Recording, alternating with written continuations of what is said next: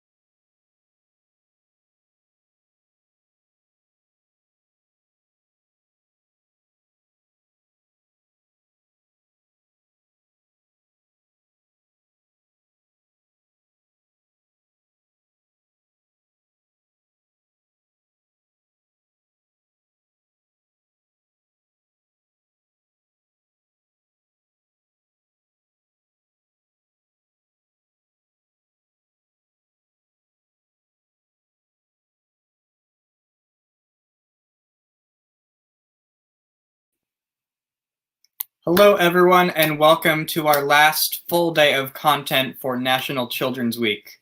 We are so excited to welcome you here and welcome you to this amazing day of panels, of presentations, of activities, and of celebrations on here, June 19th, 2020. We have a great theme today. It's Juneteenth, it's voting, it's civic engagement, it's youth activism, and how to take all of the knowledge that you've learned tuning in this week and take it and make a difference in your community and around the country. Before I get started, I want to welcome our Vice President of Public Policy and Government Affairs, as well as our co-founder of the National Children's Campaign, the amazing Natalie Mebane. Hi, everybody. Glad to see you today. So Natalie, how's the week been going for you? What have you been up to? It's been a good week. I mean, seeing all that we've been able to, help produce this week, all the great panelists, amazing youth activists that have been speaking and really sharing their knowledge, as well as all the other adult panelists. I'm really proud of the week. Yeah, me too. I think that's one thing that, I'm especially proud of is the intergenerational aspect of this week and of the work that we do in general. And that it's not just a youth movement, it's a youth-led movement. And we have these amazing adult allies, such as yourself, supporting the work and working every day to make a difference and to support what we're doing. Absolutely. I think that it's definitely effective having intergenerational movement because we're all here on the same planet working for the same issues. And so we might as well work together. I think that's great. So this obviously isn't the first time that we've, had these conversations together in a format like this. We also host a podcast. Yep. So for folks who want to check that out, you'll experience some of our witty repartee.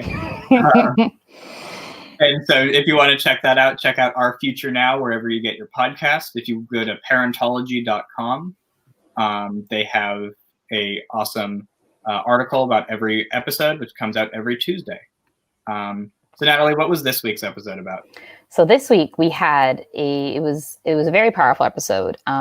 Absolutely one of my favorite ones, where we had Devin Del Palacio and Anthony Rogers Wright join us to talk about overall what's happening right now in this country, in this world, and what's always been happening in this country and this world.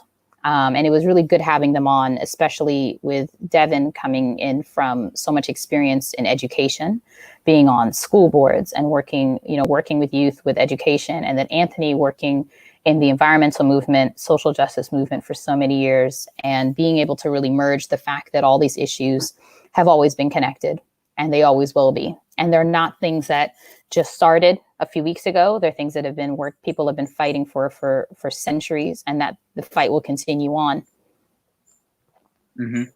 I think that's a really well put, really great way to put it. We have a teaser that I'm going to put on the screen right now, just like the first 30 seconds of the episode. So. A little bit of echo. Excuse me. Got to figure out which one to mute. Oh yeah, there we go. All right, let's go. But I think what he's missing is that lynching is more than a crime. It is terrorism. It is designed to instill terror in an individual and in a family and in a community in order to keep the same systems in place that have been in place since the beginning of this country, which is white supremacy. Yeah. And so for, people around this country, I think that what you said, just in that opening, first two sentences of the podcast, I think really resonates and really hits home. And I know especially today and in the midst of everything that's going on in our country right now, that only becomes more pertinent. Definitely. Today, as many people know, is Juneteenth, which in spite of the president saying yesterday that he made Juneteenth famous, that nobody knew what it was until he told people about it, which that was interesting. He always surprises me, which is surprising that I can still be surprised. But yeah, no, Juneteenth is been around for a very long time, celebrating the freedom of enslaved people in this country who, made it essentially their Independence Day. It celebrates the actual Independence Day that is not usually in the history books. That is interesting how it's very close to 4th of July, which America recognizes as Independence Day, but there's two Americas, as we know. So we make sense to have two Independence Days. So July 4th might be a great day to have a barbecue and, shoot off some fireworks and things like that. It might be a little difficult right now with the pandemic, obviously, but it's always been a day, just another day off, essentially, right? And I think the difference is having a Independence Day that is actually real to you, that actually marks something that changed for people like you and for your family. And so that's, thinking of today being Juneteenth and the mobilizations happening across the country, across the world, across DC, and knowing that folks are really standing together in solidarity and understanding that all these years later, people are still fighting for freedom and still fighting for independence. And that you actually do have to have a day to mark, to say, okay, here's a day that something changed, but how much? And measuring from that change and knowing that no matter how far you have come from that day, you're still almost enslaved, in terms of at least mentally, emotionally, and physically, when what happens to you is not up to you. Mm-hmm. When you have to think of is the state licensed to kill me, possibly? And if they do, what will happen to that individual or that person or to the state that does?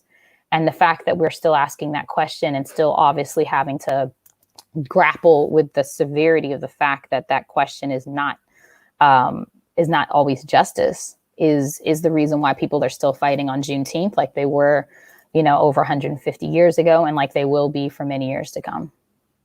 Yeah, definitely. So you have, I know, your own personal story with. Oh yeah, my Juneteenth. That's your personal liberation. Yeah. So funny thing is, so for anybody who, it's hard to explain all the background of what a relaxer is. For those who knows what a relaxer is for hair, every Black woman knows about a relaxer. Relaxers are something you use to change your hair, right? It alters it chemically with different. Oh, you disappeared, Jonah. I thought you were still going to be there. you can come back on screen, Jonah. But anyway, relaxer. No, because we're talking to you now. I'm just talking to myself. That's weird. So yeah, relaxer is something that people use to straighten their hair, to relax it, right? Even the word itself tells you that something has to be relaxed, something has to be calmed, something has to be controlled. So even if it's word, you know that it's not good because it's telling you that you need to calm and control something. And so a lot of times, especially back in, the 90s, early 2000s and stuff, relaxers were very popular. And, you start getting relaxers a lot of times as a black girl when you're young, when you're in elementary school or so. And it's something you just learn and keep on doing for years because it's what you know. And so over the time of the years, I too had a relaxer for many, many years. And 3 years ago, actually, technically 4 years ago, 2016, October, I decided I was not going to get relaxers anymore. I was like, all right, I think I'm done with this, right? Natural hair was becoming something that was seen as like really a source of pride, something that you're happy to have. And it was like the whole community was kind of changing from where it was in the 90s and early 2000s. So I stopped getting relaxers. And if you don't chop off the relaxed hair, they call it the big chop, your hair starts breaking off, right? Breaking off. It's hard to explain when your hair just starts, it doesn't just like fall out in clumps. It just kind of like just cuts. It was terrible. And so over time that was happening, and my family and friends were like, no, Natalie, just do the big chop, do the big chop. But if you do the big chop, your hair, you got to chop up a lot. So it's like very, very, very short. And if you've never had really short hair, it's sort of a shock, to think that you're just going to cut off all your hair. So anyway, after a long time of letting my hair grow out, let the natural hair come in, and it was breaking off, it looked like a hot mess because the relaxed hair doesn't get along with the natural hair, and the natural hair wins. So eventually you just have like two different hair textures on your head and you just look ridiculous.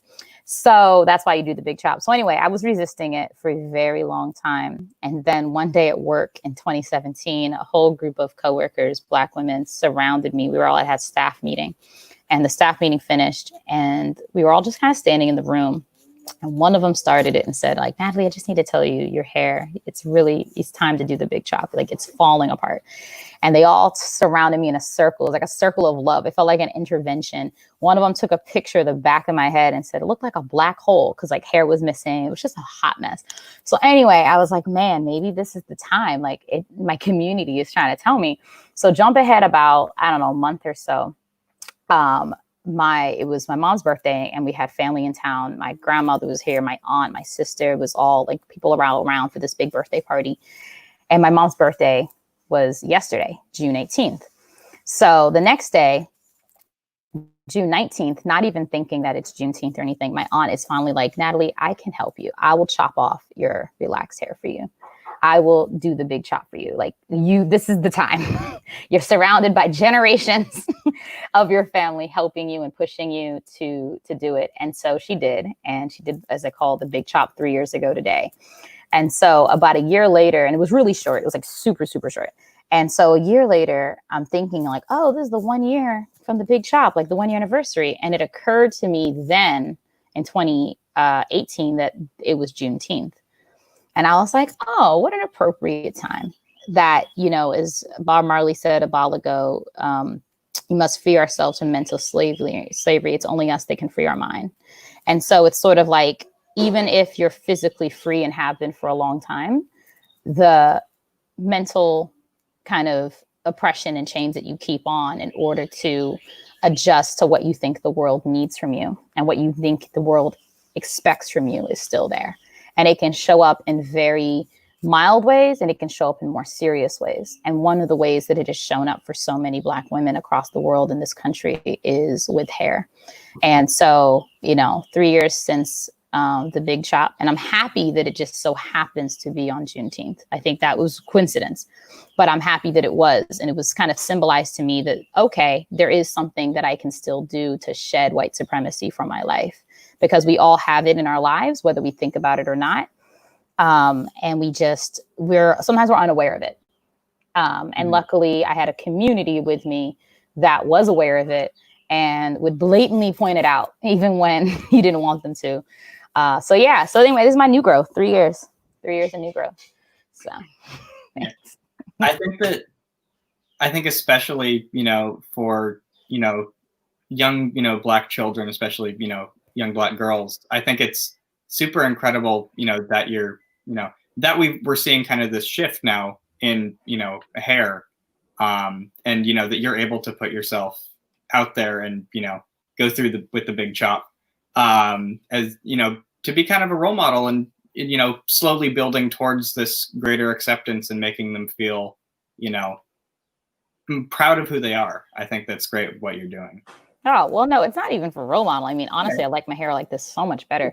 But it's more so, it's a personal thing. It's not really a community thing. It's more of a personal journey that you go through at a time that you're ready and that you want to. And it's not saying that if somebody doesn't have natural hair that they're not with it. It's not even that. It's more of a personal journey of realizing the things that were put upon you for years and years and years, because a lot of places and a lot of times, and this has happened, there's been court cases on it where natural hair is considered unkempt and unprofessional. And there have been people who have lost jobs where, there was cases like that where a woman lost her job offer because she had dreadlocks. And they said, oh, well, we like you. We'd love to keep, bring you on only if you cut off your dreadlocks. And it's kind of like, but how does that prevent me from doing the job if I'm qualified and if I have all the record, all the things I need? And it's not about that. It's about how can we control you and make sure that you at least look like how we want you to look, because you should be thankful that we even let you in the room. Mm-hmm. And that's what it is. It's you should be thankful to be here. So if we tell you to jump, all you should answer is how high. And so that is sort of it's strange that something so simple as hair can be seen as as revolutionary when it's just hair. But it's really the representation of control and the control of white supremacy on Black lives and Black bodies. I'm going to tell you how to look. I'm going to tell you how to wear your hair. I'm going to tell you what to do. And if you fight that, I'm going to show you the power I have to take away any and all opportunities. And that is how white supremacy infiltrates our lives on very, very basic levels that we're not even necessarily conscious of because we're so used to it. Mm-hmm. So happy to Juneteenth to remind us every once in a while exactly what this world really is and the work that still needs to be done. So speaking of the work that still needs to be done, there's a lot of events going on today and throughout the weekend. I'll put the graphic on the screen, but do you want to talk a little bit about what's going on with the movement for Black Lives? Yeah, well, today, of course, is, as you mentioned, Juneteenth. And so the movement for Black Lives is mobilizing people all across the country, especially very much in Washington, D.C. today, tomorrow, and Sunday. And so if you go to their website, which is up here, 619.com, you can see exactly where to go in terms of where events are taking place near you. And even if there isn't a large planned event near you, you can make your own. Juneteenth is something that you can essentially celebrate and fight for wherever you are. So you can create your own events, but you can also, of course, plug in directly to 619.com and see where organized events are happening, hopefully near you. Mm-hmm. So again, that's 619.com. That's at the bottom right now. And then also, if you want to check out the movement for Black Lives, it's m4bl.org. So m4bl.org. So we've been, supporting these, this awesome coalition. It's been doing this work for years, since 2016. And so they have some awesome events going on throughout the weekend. So please go to 619.com, check out their website, find an event, find a protest, find something near you, and please, join us in this. Well, definitely. Natalie, appreciate you being on this morning, or morning for me, afternoon. Afternoon for me. Yeah. East Coast. Yeah. Any parting words? Definitely. Well, thank you for bringing me on, Jonah. And I just want to say, Jonah, you have done an excellent job as our host for National Children's Week. I mean, just incredible, working every single day, all through the day, all through the night, getting everything edited, putting everything together.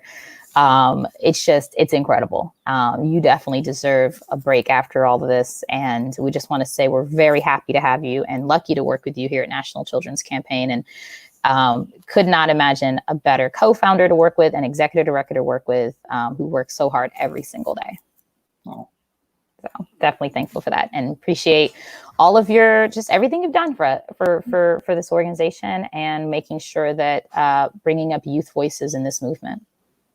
Definitely not why I asked that question. That's fine. That was my parting words.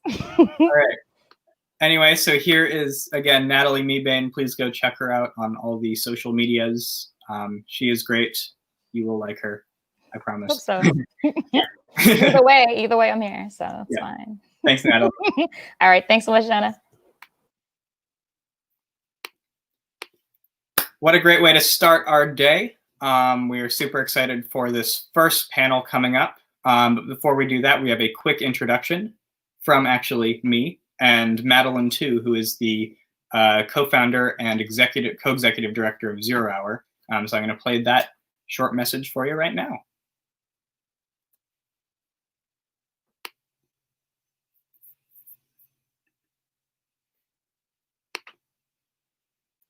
Hey everyone, today we're joined by a super special guest, Madeline too. Thanks so much for having me, Jonah. I'm Madeline, I'm 17 and from New Jersey, and I'm the co-founder and co-executive director of Zero Hour.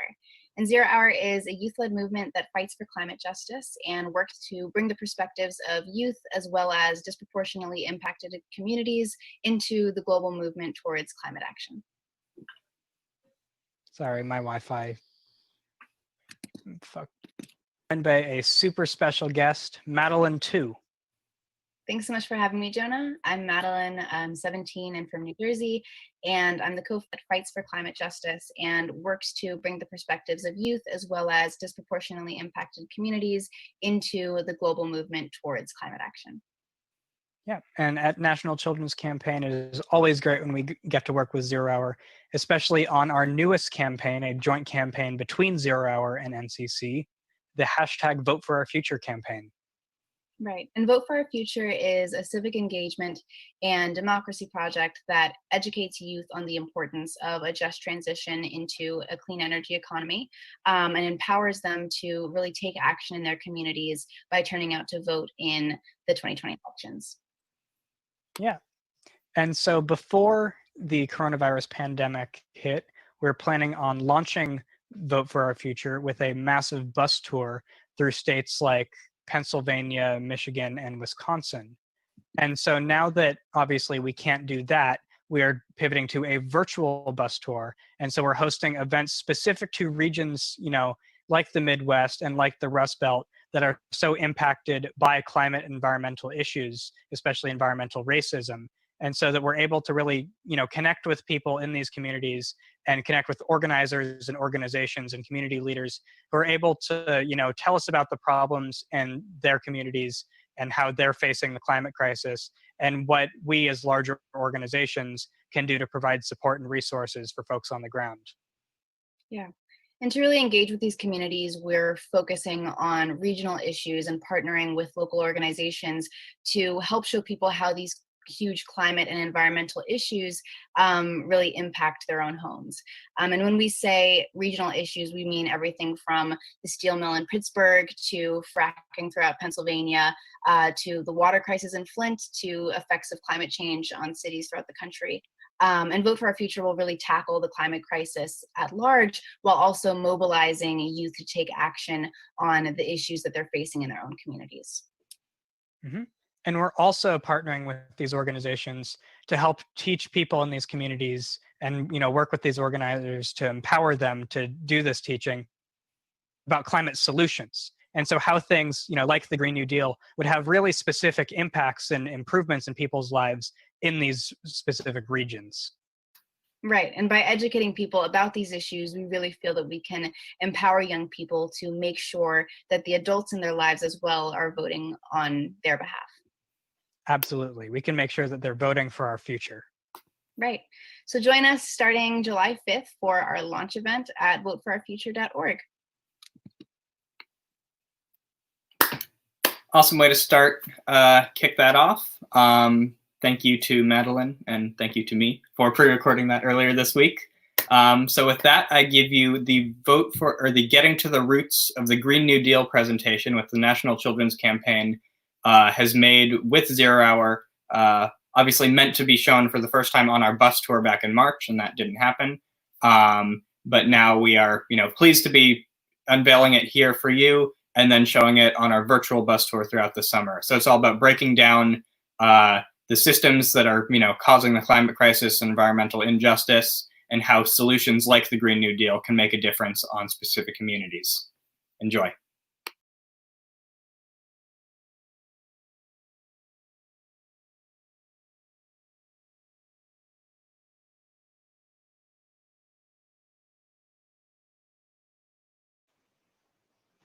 Hello, everyone. I'm Zanaji. And I'm Zina. And I am the co-founder of 0 Hour and the deputy director of Advocacy. And I am an advocacy coordinator. And we are here to present 0 Hour and the National Children's Campaign's Getting to the Roots of the Green New Deal. We are so excited to be here for National Children's Week, and we're going to get right into it. So how is the climate changing? The Earth's global temperature has risen 1 degree Celsius since pre-industrial levels and will continue to do so. The production of greenhouse gases such as carbon dioxide, methane, and others are warming the Earth's atmosphere, and the burning of fossil fuels are the main contributor to climate change. It is human-caused. The effects of this over time have resulted in rising global temperatures, unsustainable climate patterns, and extreme weather, all of which are having catastrophic impacts on our planet. So what is exactly is at stake here? The Earth's global temperature is expected to rise 4 degrees Celsius by 2100 if drastic worldwide changes are not changed. If drastic worldwide changes are not made immediately, this will inevitably and irreversibly alter every aspect of life on Earth. When the Earth's global temperature rises, that impacts sea levels rising, which inevitably will have a ripple effect on natural disasters, which may even intensify them.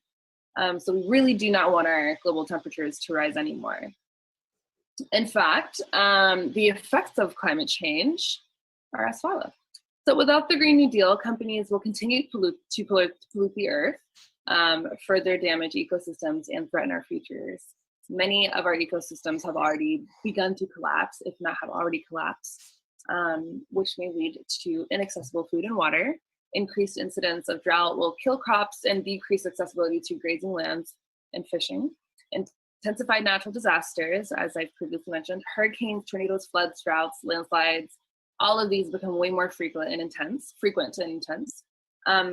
which will inevitably cause mass migration. Oftentimes people will be experiencing devastation in their local areas, which will cause them to leave in mass numbers. So that'll be a huge immigration event. Yeah, and this is just a sampling of the many impacts of climate change. These are on a global scale, but of course, as we know, there will be many localized issues related to climate change as well. And so now we want to talk about what is causing these issues. So problems with the planet's ecological systems that have developed as a result of human interference and exploitation. So some examples include hydraulic fracturing, aka fracking, which is a process of injecting liquid at high pressure into subterranean rocks to force fissures to extract oil and gas. Offshore drilling, the process of drilling for oil and gas in the ocean, which poses a threat to marine life and surrounding habitats and people living there.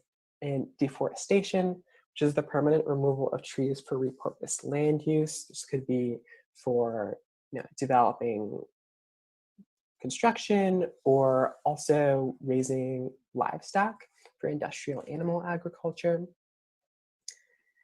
And so we just wanted to talk about this example of fracking because I think it's something that a lot of people hear about, but don't necessarily know how it works. So on the right, you can see a fracking rig. And on the left, this diagram shows what's happening beneath the ground. So as you can see, there's those subterranean rocks under the ground, of course. And basically this drill drills down vertically and then drills horizontally to break up the rock and release natural gas or oil below for extraction. And that's really bad because the liquid that they're injecting in the ground, we actually don't know what's in it. It's under patent laws and we're not able to see what it is. And so that can affect the groundwater of people living maybe in that house right there. And Zina's going to continue with more for environmental issues. Okay, so environmental issues consist of problems with the planet's ecological system, air, water, soil, etc., that have developed as a result of human interference and exploitation. Majority of the environmental degradation that is taking place on our Earth right now is human impacted.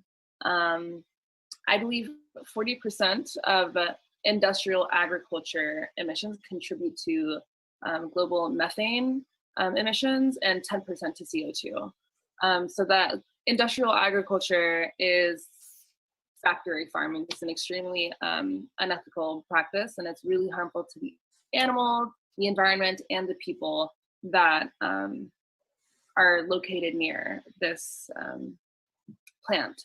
Also plastic pollution, the accumulation of plastic objects and particles in the Earth's environment, which we all know about, like save the turtles, plastic that is just infused into our oceans, and forever chemicals, chemicals that don't naturally break down, and there is no known way to destroy them, which is extremely concerning, to say the least.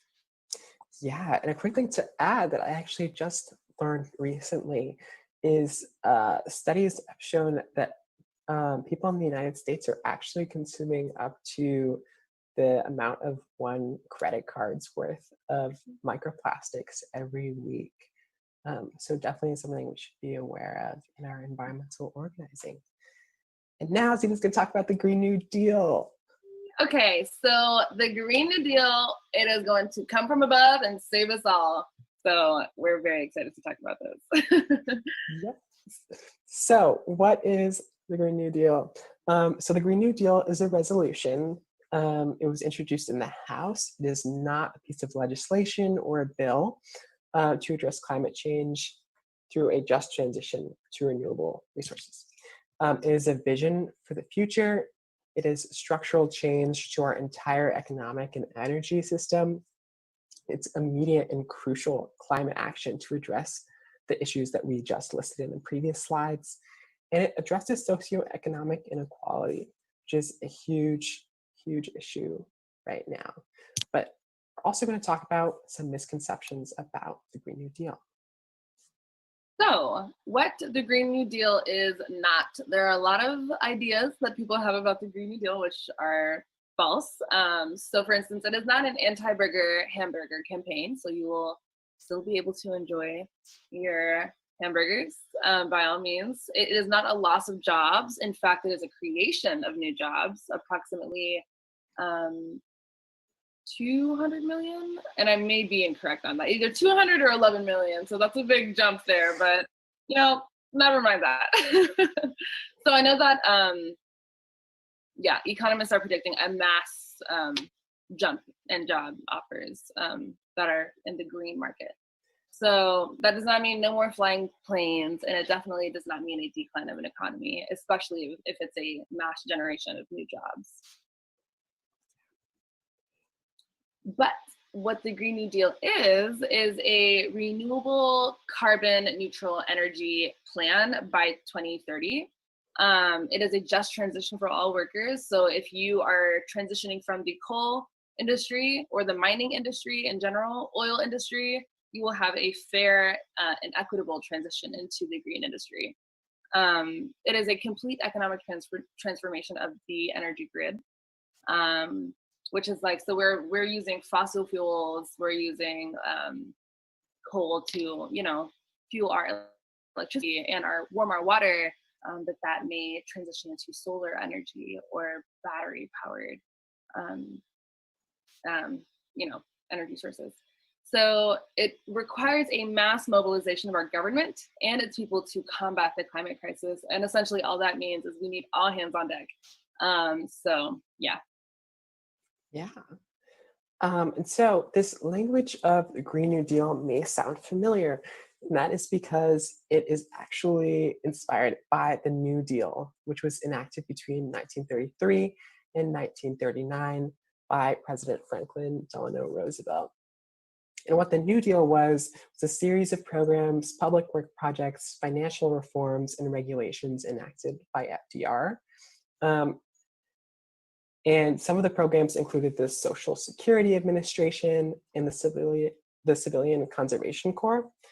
And it was essentially created to respond to needs of relief, reform, and recovery from the Great Depression. And the Green New Deal is something that we should really be talking about right now, especially because reports have come out that the United States is entering another recession. And the Green New Deal could definitely be a solution to our economic concerns. So what's different between the Green New Deal and the New Deal? Well, the New Deal by FDR did not include all Americans. It was targeted towards white Americans and really did not specifically, explicitly help people of color in this country. So the Green New Deal does that. It includes everyone, and it isn't just designed for white Americans. The Green New Deal also incorporates environmental degradation, not just economic development. It takes on the challenge of addressing the greatest threat to humanity, climate change, and it prioritizes union labor. So, what is economic justice and a just transition? The House Resolution 109, line 3 to 10, that is just a fancy term for the Green New Deal. So this is the quote from the Green New Deal. It is the duty of the federal government to create a Green New Deal, not to achieve net zero greenhouse gas emissions to achieve net zero greenhouse gas emissions through a fair and just transition for all communities and workers, and to create millions of good high-wage jobs and ensure prosperity and economic security for all people of the United States.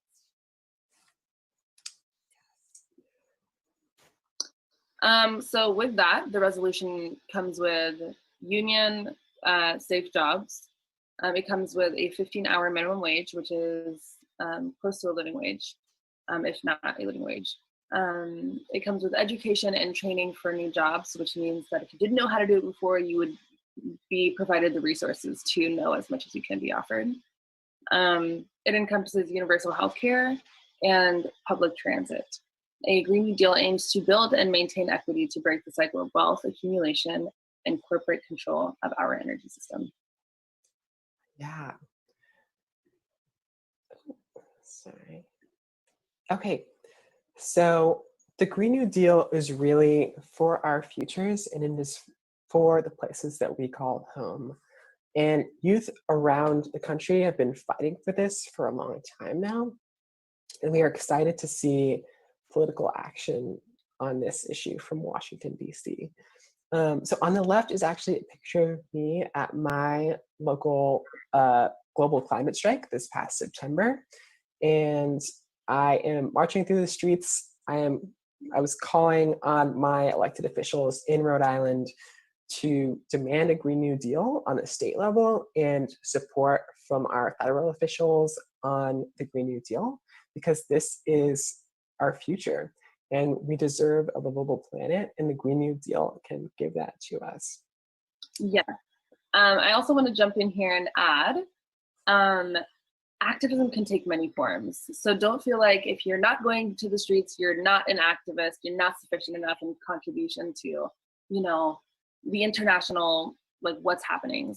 So you could be an activist through physical demonstration, through online information sharing, through having conversations, difficult conversations with people who need to have those conversations. It can mean many things. So yeah, but the most powerful thing that you can do as a citizen is vote on it and encourage others to vote too. Yeah. And so what has happened already on the government level for the Green New Deal? So Representative Alexandria Ocasio-Cortez of New York and Senator Edward J. Markey of Massachusetts introduced the resolution in February of 2019. And that's really what brought the Green New Deal into a lot of mainstream conversations in the presidential campaign and local policy discussions. And we are fully in support of that discussion and this discourse around the Green New Deal. And we are excited to keep pushing our elected officials to do more about it. Yes, so what is environmental injustice? So the climate crisis and other environmental issues disproportionately impact frontline and excluded communities.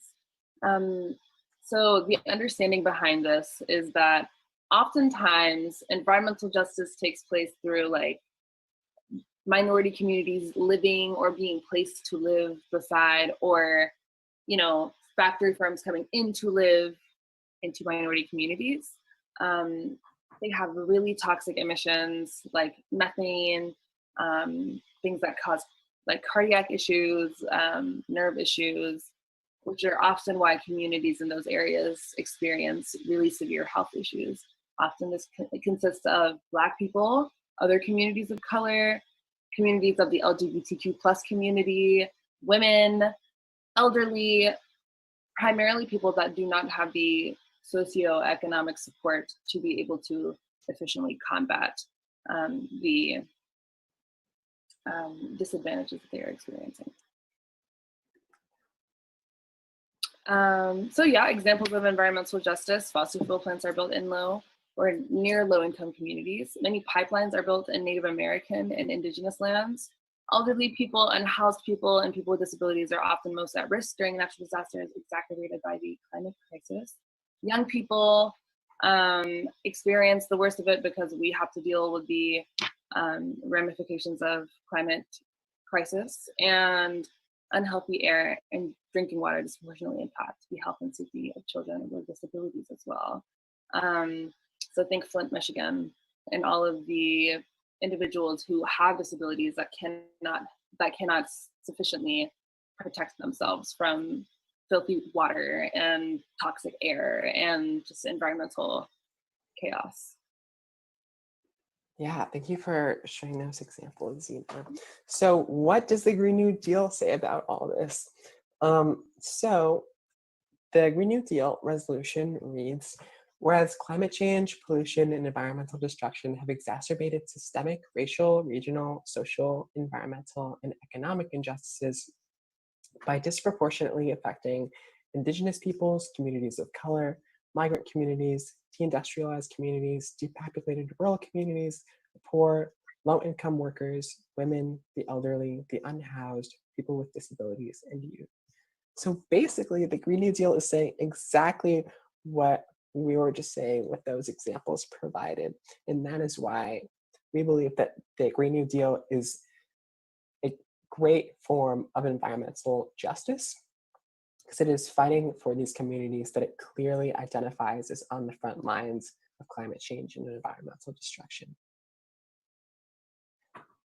And so environmental justice is reforming systemic ecological prejudices while being intentional of how policies may impact marginalized communities.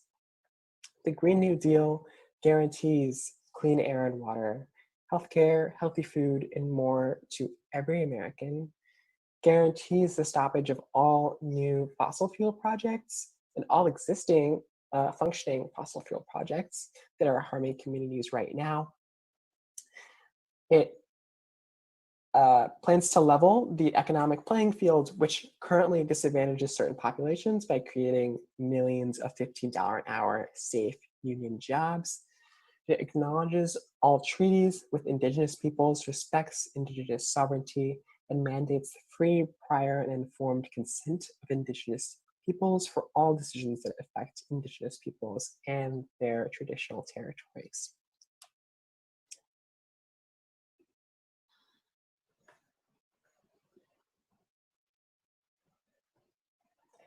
And what does the Green New Deal say about this?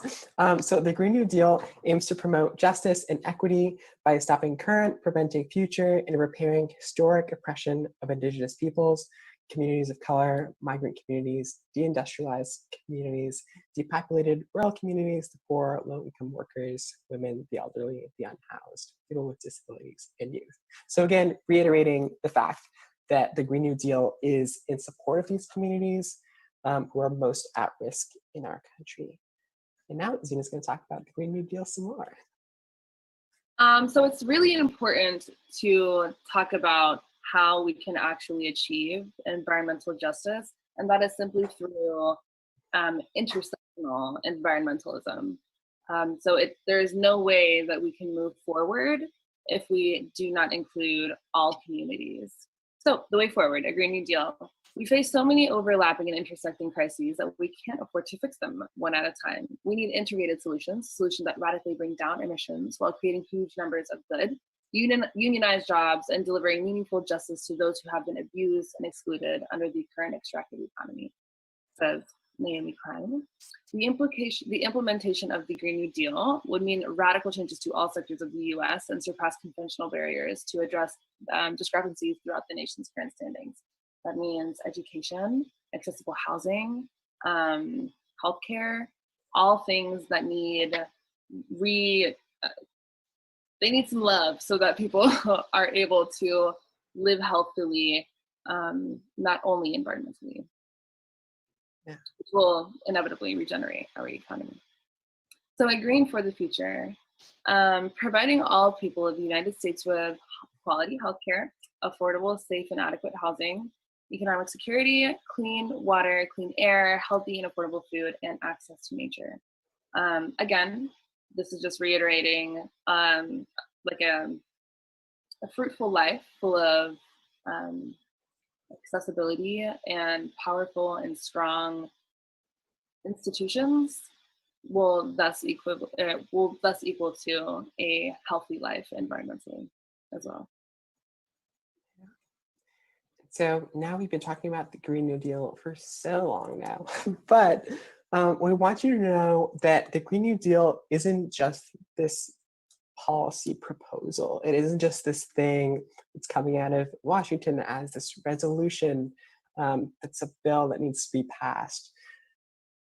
The Green New Deal would be a cultural shift in the United States, would mean a systematic end to exploitation of the environment and people on the front lines of the climate crisis, and a livable future for children like you and me today. So as we close out this session, we wanted to give some action items. So use the Green New Deal as a catalyst for change. Become a hashtag Vote for Our Future ambassador at bit.ly/totheroots. We want you to encourage people to vote for our future and vote for people who are taking into consideration what a Green New Deal could be for the children of today. Sign up for updates on our campaign at voteforourfuture.org.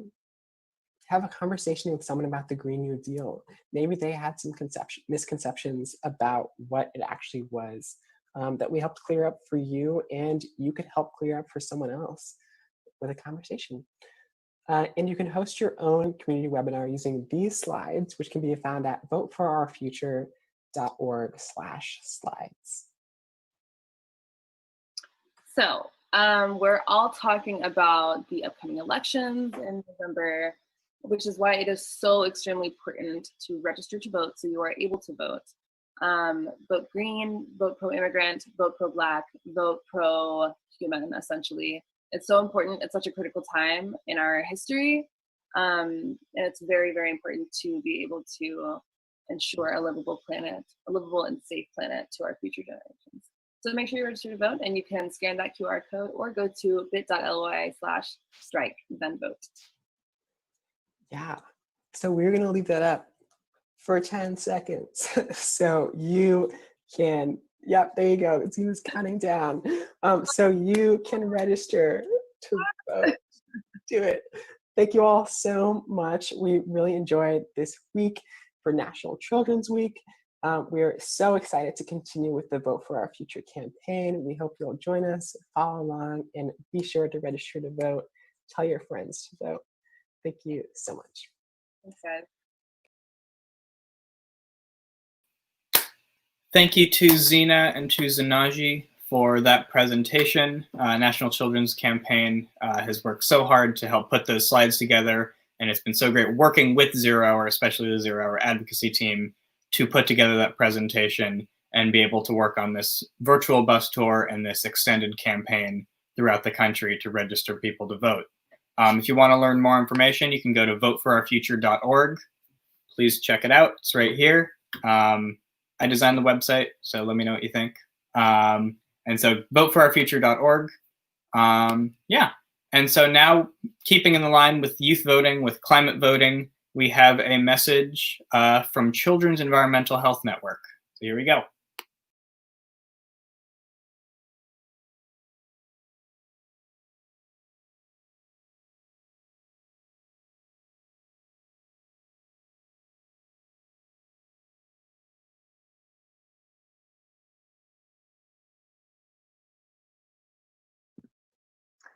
Hello, I am Christy Truesdell, Deputy Director, and with me is Nsedu Obet Witherspoon, the Executive Director of the Children's Environmental Health Network. We are a national organization that has been the leading voice for children's environmental health for almost 30 years. Today, we want to share with you our voter's guide for the 2020 elections. There is no doubt that we are in challenging times. Our hearts go out to all who have been affected by COVID-19, and we stand in solidarity against racial injustice. We are more committed than ever to fight for equity and for a clean and healthy environment and just climate action for all children. You can help us. Exercise your power to vote and vote for children's health. All children deserve clean air and water and safe food, toys, products, and healthy environments in which to live, learn, play, and work. Children's health and their environments have not, unfortunately, been at the forefront of our nation's policies and programs, and that must change. The 2020 election offers an opportunity to reset our national priorities and put our children's health and their environment first, and any other local elections after. Children cannot vote, but you can. We need political leaders who put the health of children, their future, and their families first, simply put, especially now more than ever as COVID-19 places additional risks and weakens the strength of families across our country. As you go to the polls or submit your absentee ballot, think about these 5 issues and consider where each candidate stands. Issue number 1 is vote for children's health and equity. Please vote for candidates who support health coverage, access, and delivery of quality health care for all children. Candidates also need to support policies and programs that promote equity by addressing poverty and systemic racism. We can't just have words, we need to see some concrete action. Ensure that communities have a leading voice in decisions that impact their health, their environment, and their quality of life. Candidates must also support access to safe and healthy, high-quality, affordable childcare for all children. Another critical issue is the need for safer environments where children spend the majority of their time. This means healthy housing and much-needed improvements to the built environments of our schools and childcare settings. Issue number 2, vote for climate change. Vote for candidates who support policies that reduce greenhouse gas emissions, that heed community voices and encourage and involve those most vulnerable in their community and most impacted in efforts to support and combat climate change mitigation strategies. Support clean energy alternatives and a just transition away from coal, oil, natural gas, and waste and biomass incineration. Support policies and build equitable, climate resilient communities. Issue number 3, vote for clean air. Vote for candidates who support strong and equitable clean air policies, including those that reduce greenhouse gas emissions. candidates who support active transportation policies and promote cleaner cars, trucks, planes, trains, and ships, candidates who support reductions in mercury, which is especially harmful to children's brain development, and other air toxics, and candidates who support expanded monitoring, especially in communities nearest to polluting industries or high traffic roadways, and who support strict enforcement of those standards. Issue number 4, vote for clean water. So vote for candidates who support policies that promote clean water for all. Support investments in state and local infrastructure, including accelerated full lead service line replacements. Support a drinking water standard for PFAS that protects children's health. Support testing and reporting standards for privately owned water sources. And issue number 5 is vote for toxic-free environments and products. Vote for candidates who support full and transparent implementation and enforcement of chemical safety policy towards a toxic-free economy. We need candidates who support state and federal bans on the pesticide chlorpyrifos. We need candidates who support the use of science in environmental rulemaking. And finally, we need candidates who prioritize an end to lead poisoning. So you can find this voter's guide at our website, www.cehn.org/vote2020. Please help us disseminate it in any way, shape, and form that you can. Share it with your friends, your colleagues, your neighbors. Encourage them to vote and vote for children and their environmental health and safety. Together, we can recenter the conversation around our children and future generations and how we are collectively going to leave them with a cleaner, healthier, safer, more just, and sustainable world. Thank you so much for all of your work and attention on behalf of children. Thank you. Thank you to the Children's Environmental Health Network for that amazing video and voter guide. If you missed it, Nsé Obit Witherspoon, the Executive Director of Children's Environmental Health Network, was on our Children's Environmental Health panel on Monday. It was the very first live panel that we had this week. So please go back on YouTube and on Facebook, watch the past live streams, check that out. She did a great job. So did all our other panelists like Mustafa Ali, Dr. Mona Hanna Atisha, Levi Draheim, Jenna Reed, bunch of great folks, superpowered team of people fighting for children's environmental health. So please go check that out if you missed it. And a big thank you to, again, the Children's Environmental Health Network for putting together that guide, for supporting National Children's Week, and for fighting for America's children. So next up, we have another panel on voter accessibility with our amazing partners, Access the Polls.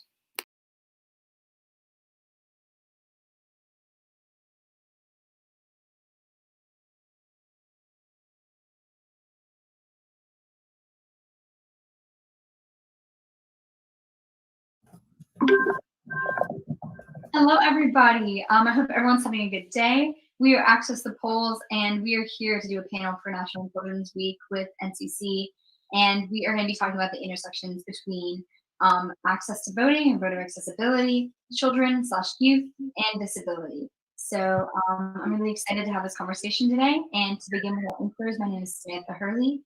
I am 17. I am a disability and environmental justice activist. On Access, my pronouns are she, her, hers. And on Access the Polls, I'm the partnerships director. I additionally work on the Zero Hour National music team and songwriting teams, as well as doing some freelance work outside of these orgs with writing op-eds and doing YouTube videos about disability advocacy, other random things here and there. And I think the last thing I'm just to say, yeah, my casual magic. My casual magic is that I'm about to eat food after this, and it's going to be yummy. Cool. Hey guys, I'm Andrea. I'm 20. My pronouns are she, her, hers. I'm the executive director of Access to Polls, and my casual magic is that I got up pretty early today and got a lot of schoolwork done, which has been stressing me out. So glad to do that. And I will pass it off to Ambika. Hi, my name is Anvika Menon. I'm 17 years old. My pronouns are she, her, hers, and I'm a member of the partnerships team at ATP and the Alpharetta, Georgia City Lead for March for Our Lives. My casual magic today is I'm all caught up on AGT episodes. Hi, my name is Claire Hedberg. I'm 15. My pronouns are she, her, hers. I'm on the partnerships team here at ATP, and my casual magic today is I had some banana cream pie that was really good and also vegan. Hi everyone, I'm Sophie. I use she, her pronouns, and I am the art director of Access the Polls. I'm also on the Polluters Out North American team and do graphics for them. My casual magic is yesterday in the mail, I got this cute little Webkins. My name's Morel. And that's about it. Cool. So I guess we'll just jump a little bit into our history here at Access the Polls and talk a little bit about that. So we originally started in 2019. I joined a fellowship program and we had to have a project, and this was the project that I started. And at first it was just supposed to be like a mobile project that helped increase access to but then I ended up becoming an organization just because for like feasibility reasons, and also I felt like we could do more than just kind of the one app.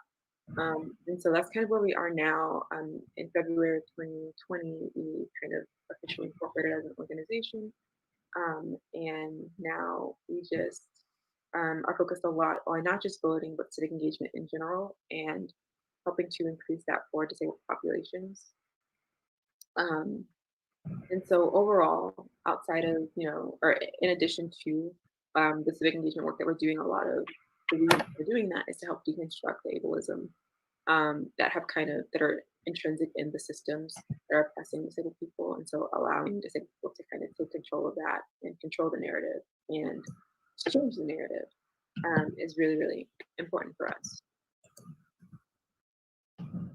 And so moving into our mission, if Claire, you want to take that? Hi, sorry.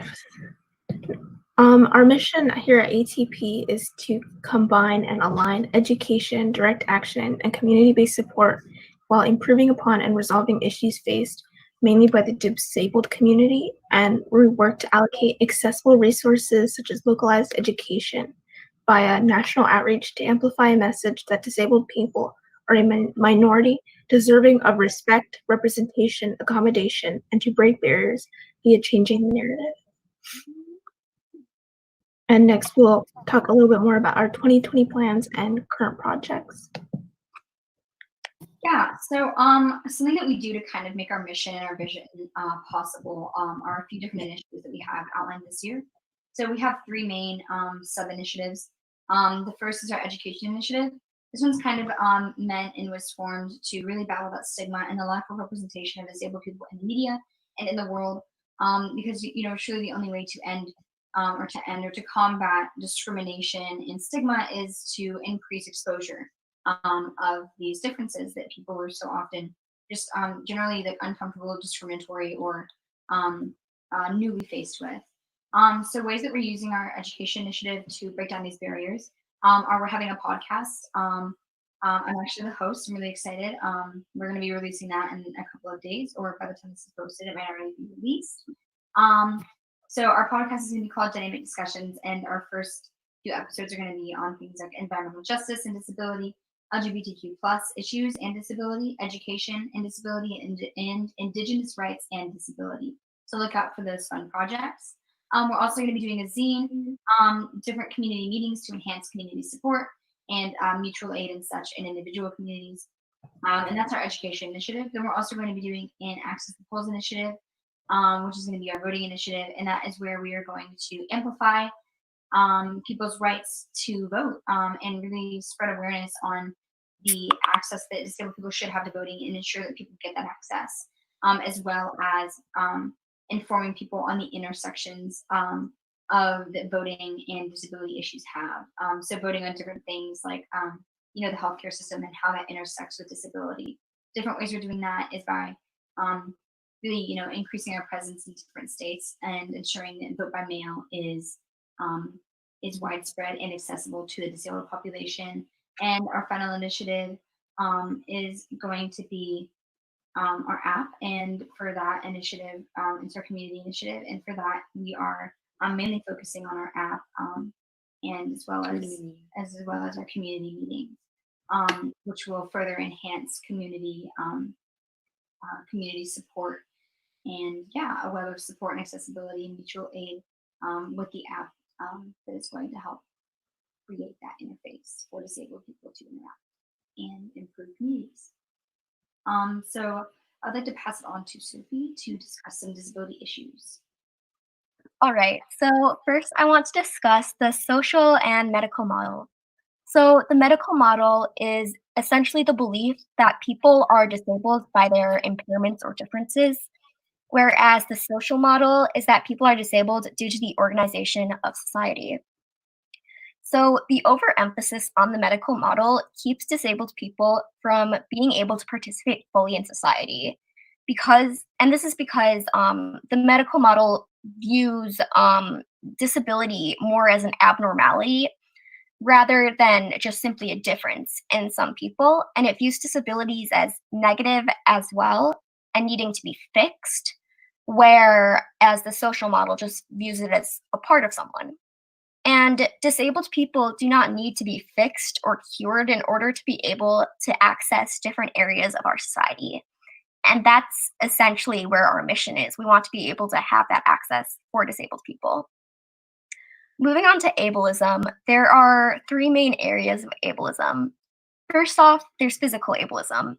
And this is probably the most visible one to people.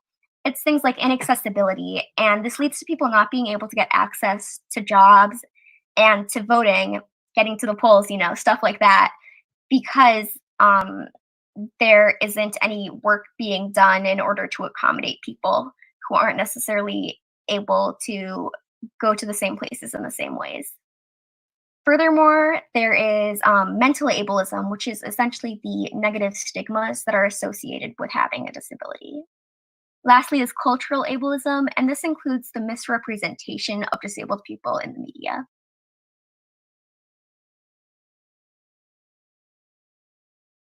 Yeah, cool. So let's maybe talk about intersections a little bit. Yeah, so I'm going to just kind of do like a brief overview about what intersectionality is. And it's basically overlapping identities. So for example, I identify as a woman and as a non-Black person of color. So my experiences are shaped not just by my gender identification, but also by my race, sexuality, religion, all of those things combined. And that's super important because if you want to address systemic inequalities, we need to understand how all of the isms like racism, sexism, ableism, etc. are connected, because there are always other factors at play, even if only a few may be dominant at any given moment. So how does this relate to the content of today's panel? Well, we're going to explore the intersection between two identities that often don't get as much media attention, being a child and being disabled. As Sophie touched on a little bit, disabilities come in all shapes and forms. So this can range from being neurodivergent to being in a wheelchair to being blind. And society has this expectation that children are supposed to be happy-go-lucky or carefree.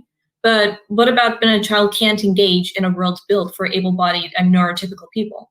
When someone has trouble making friends because the way they read social cues or tone of voice is different from that of neurotypicals. Or when someone can't play basketball with their friends because they're paralyzed.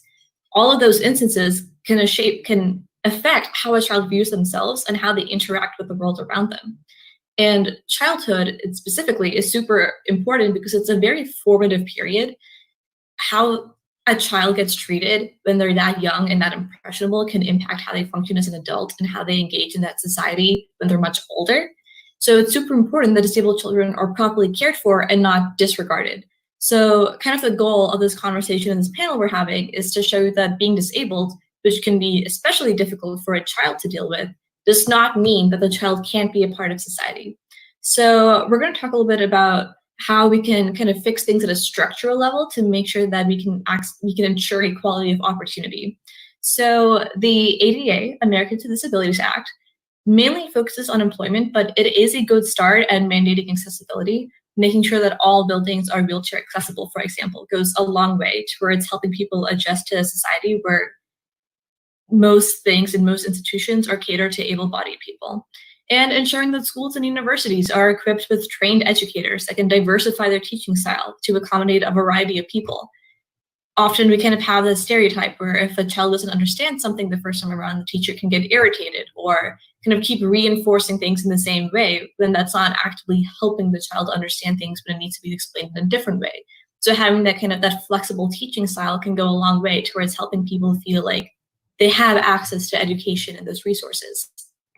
Things like voting by mail, reducing the stigma surrounding disabilities, having those conversations are all super important to kind of address a lot of the systemic inequalities and the different forms of ableism that like Sophie talked about just a few minutes ago. So when it comes to the intersection of children, disability, and voting, raising politically informed children is absolutely necessary. Some parents want to shield their child from real world and avoid political discussions because they feel like it's too serious, or they want their child to kind of grow up like away from all of those hardships. But this is counterproductive. The youth of today will inherit the world our elders leave behind for us. So they need to be aware of what kind of world that will be. So in kind of like, to conclude kind of like this aspect of it, of this panel, intersectional activism is key. We need to establish equality of opportunity for marginalized groups that often go unnoticed, i.e. disabled children. And that's super important because children are very malleable and need to learn things about ableism at an early age if you want to address a lot of these structural things. I guess a good analogy is if you think about grass as all the people in society, you need to plant the seeds well so that the grass can grow up to be strong, beautiful, and healthy. And exercise your right to vote. Make sure your children and peers stay politically informed and have the difficult conversations about privilege and diversity. And I mean diversity of both the body and the mind. And so all those things can kind of go a long way to addressing all of the disability issues that Sophie talked about. And also kind of how ATP helps with bridging that gap between what people get access to and then how that translates into real world solutions. Yeah, that was really amazing. Thanks, Invika. Let's jump into takeaways, and then we can do a brief discussion period afterwards. Yeah, so some different takeaways that me and both Invika were going to discuss. Invika, do you want to take the lead on this? Sure. So kind of some takeaways. So, if you remember only a few things from this panel we're having, then this should be it.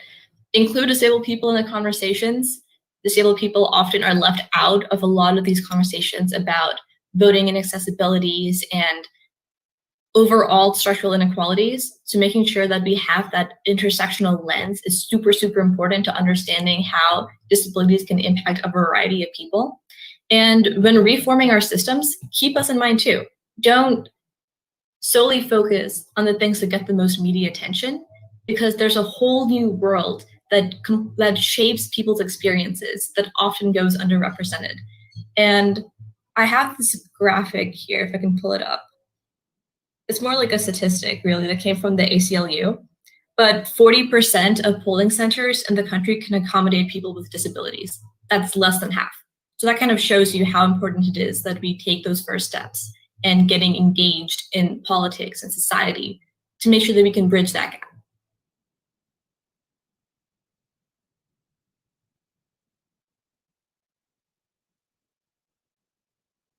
Sam, you're muted.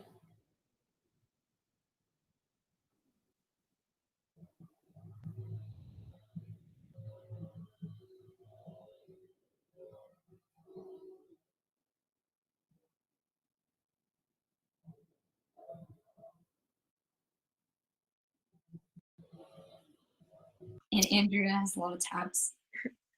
Anyway, I think Invika's explanation of that was really good, and I think I don't really have much else to add other than that people often don't recognize how big and diverse the minority of disability is.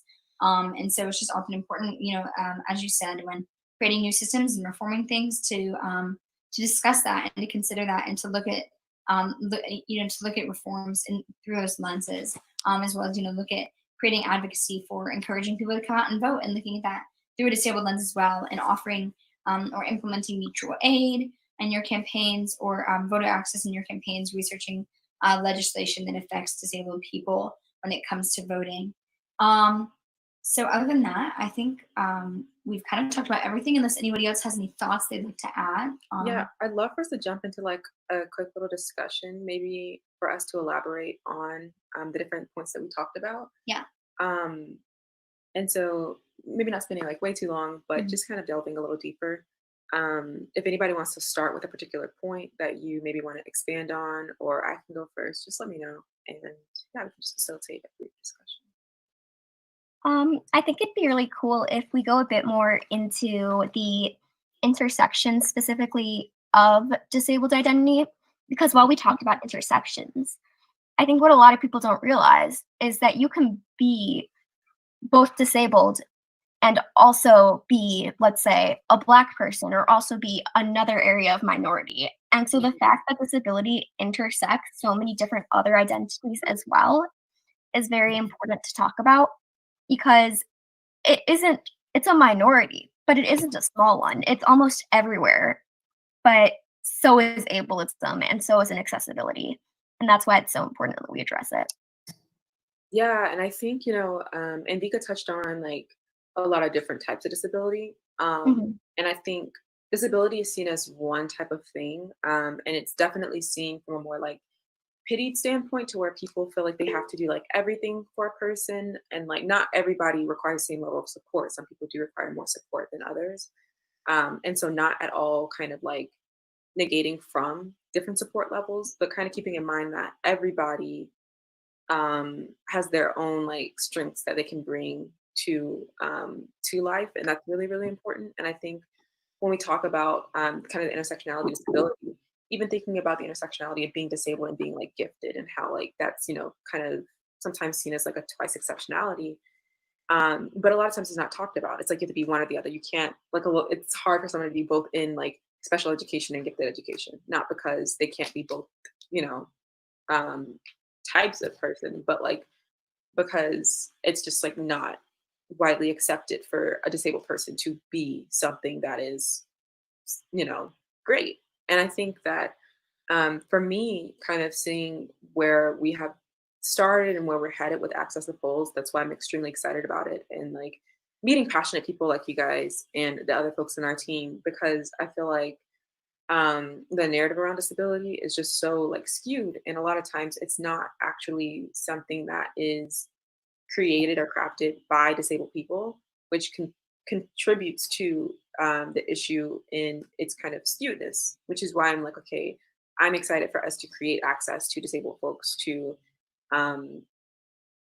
speak for themselves, whether it's at the polls or whether it's being engaged in other ways, because a big intersection is also immigration, and so not everybody can vote. And then even thinking about disability itself, like some people are, ruled like incompetent, and like when you're like given that label, then you're no longer able to access certain rights, such as the right to vote. And so it's like making sure that we're able to include everybody in this kind of civic process, not just at the ballot, but also in everyday life, and expanding our understanding of what civic engagement is.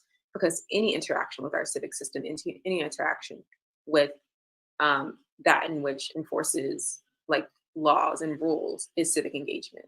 And so being able to allow people to show up in the way that they can, I think is really important. And I really liked, Andrea, the way you kind of talked about how disabled people are seen as pitiable. And I think it's kind of important to understand the history and what's wrong in society as a structural system that has influenced those views. And I think a lot of it comes down to this belief that humans are only as good as they are productive. And I think we have very normative definitions of what it means to be productive. So someone who makes a lot of money can really fully engage in society to a level that, results in the accumulation of wealth. And I think a lot of that kind of comes from like this capitalist mindset that we have, which is like every man for themselves, just got to accumulate as many resources as possible, screw everyone else. And I think that a lot of what that disability rhetoric and that ableism stigma comes from is because there's some people who have different talents and can't sort of subscribe to this normative version of what it means to be a productive member of society. And I think kind of understanding that there are other ways cherish people's talents and abilities that go beyond just what they can contribute to like a corporation. I think it goes a long way towards kind of understanding why it is that disabled people are seen as pitiable and why they're why society doesn't accept them the way that they should. Yeah, expanding on that, I think that a lot of the reason behind the like pitiable status, I guess, of us is due to the medical model, which I kind of talked about a bit earlier when talking about disabled issues. So it's because disability itself is not viewed as simply a difference between people, and it's not viewed as something that is positive whatsoever. When there's nothing wrong with being disabled, and it doesn't mean that someone isn't able to do the same things as someone else. The only reason why we aren't able to do the same things, such as access the polls or something like that, is because of the fact that society is preventing us. And that's something that really needs to be emphasized, I think. And furthermore, we talked about reforming our systems and such. And I want to kind of lean on top of that. I want to say we are not the ones who need to be reformed. We don't need to be fixed, and we do not need to be cured. We need to reform the systems that are stopping us from being able to access everyday things like everyone else. Mm-hmm. Yeah. That's as well as part of what you touched on earlier, the social model of disability, that disabled people, yes, we have different things that do make us disabled, but at the end of the day, the struggles that we face are implemented, are struggles that we run into in society. The access needs that we have are because society is built in a certain way that only tailors, the able-bodied straight white person oftentimes, and that excludes a lot of people, especially people with disabilities. And disabled people, it is a hard minority to kind of conceptualize, because I think society and humans in general like to look at things on like a right and wrong, like a bicameral kind of structure. Disability doesn't fit that. Disability is a spectrum, and a lot of disabilities are invisible, as we also touched on. And so I think something else that's important to remember is that disability can't be boxed in, and that we are here and we need to be heard. And that's kind of all I really wanted to say about that. I think we've definitely touched on a lot. So if anyone else wants to go, I think we've definitely covered a lot of that. I'm happy with that. Yeah.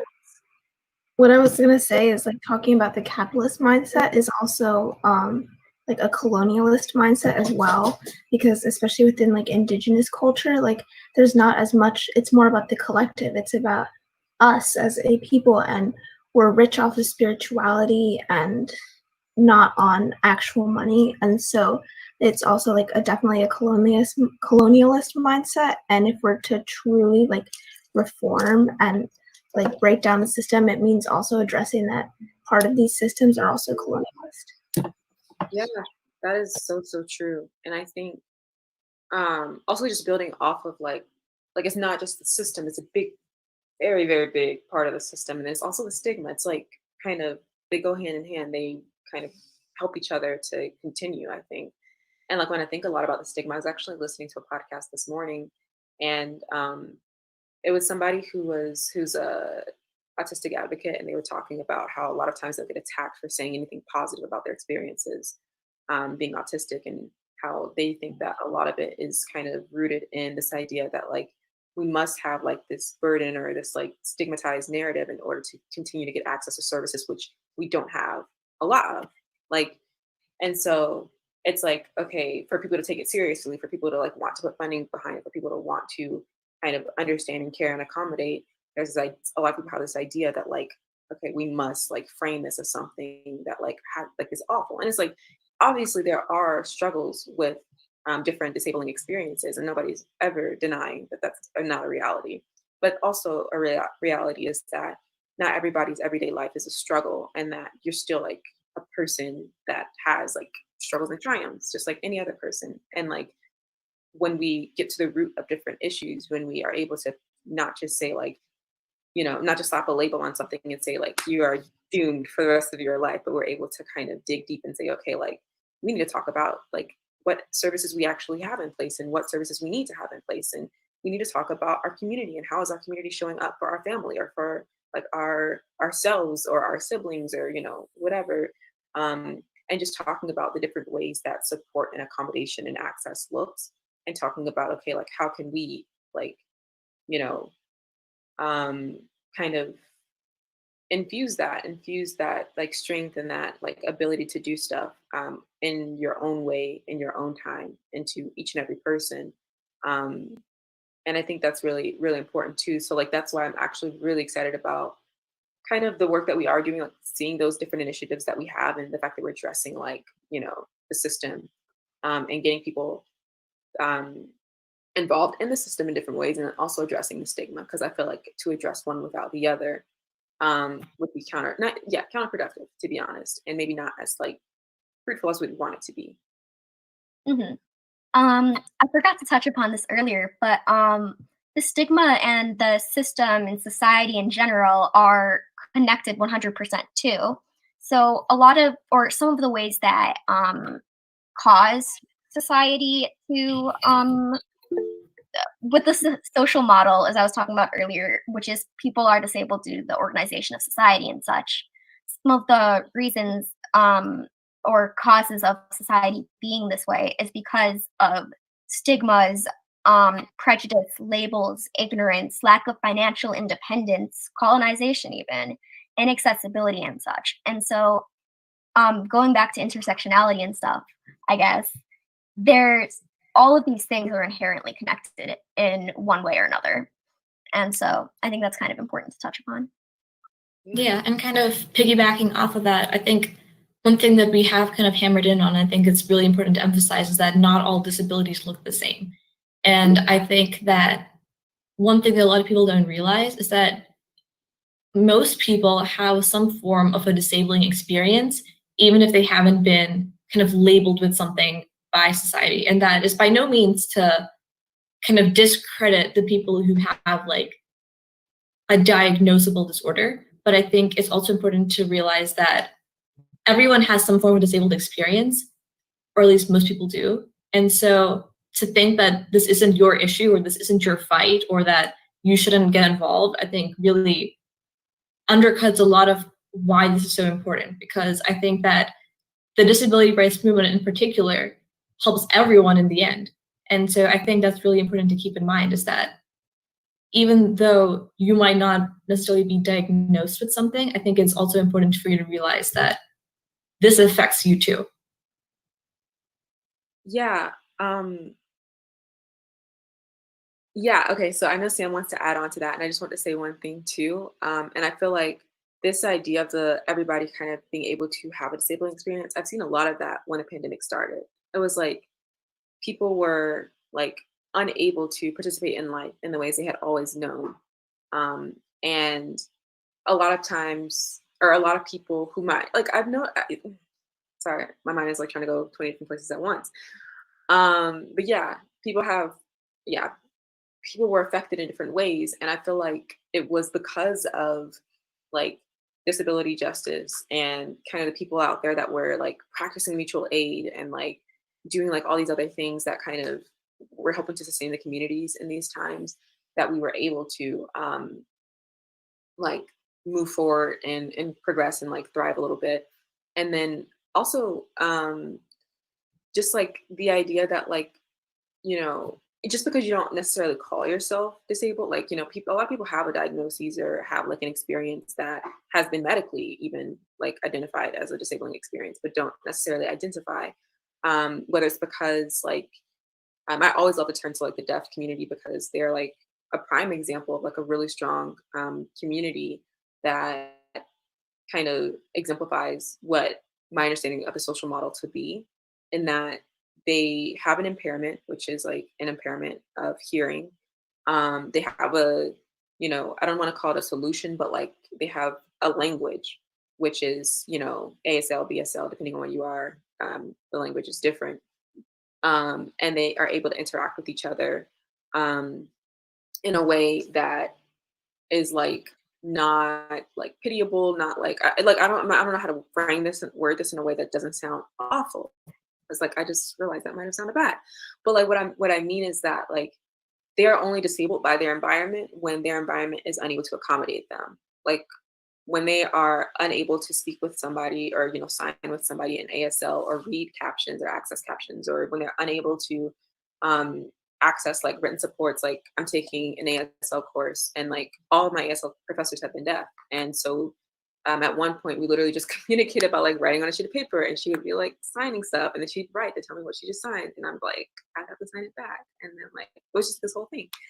And so it's definitely like, you know, I think that's an amazing community to look to see like how an experience itself can be, you can have an impaired experience that isn't necessarily disabling until you are in certain environments. But I want to pass this to Sam because Sam has been waiting to talk.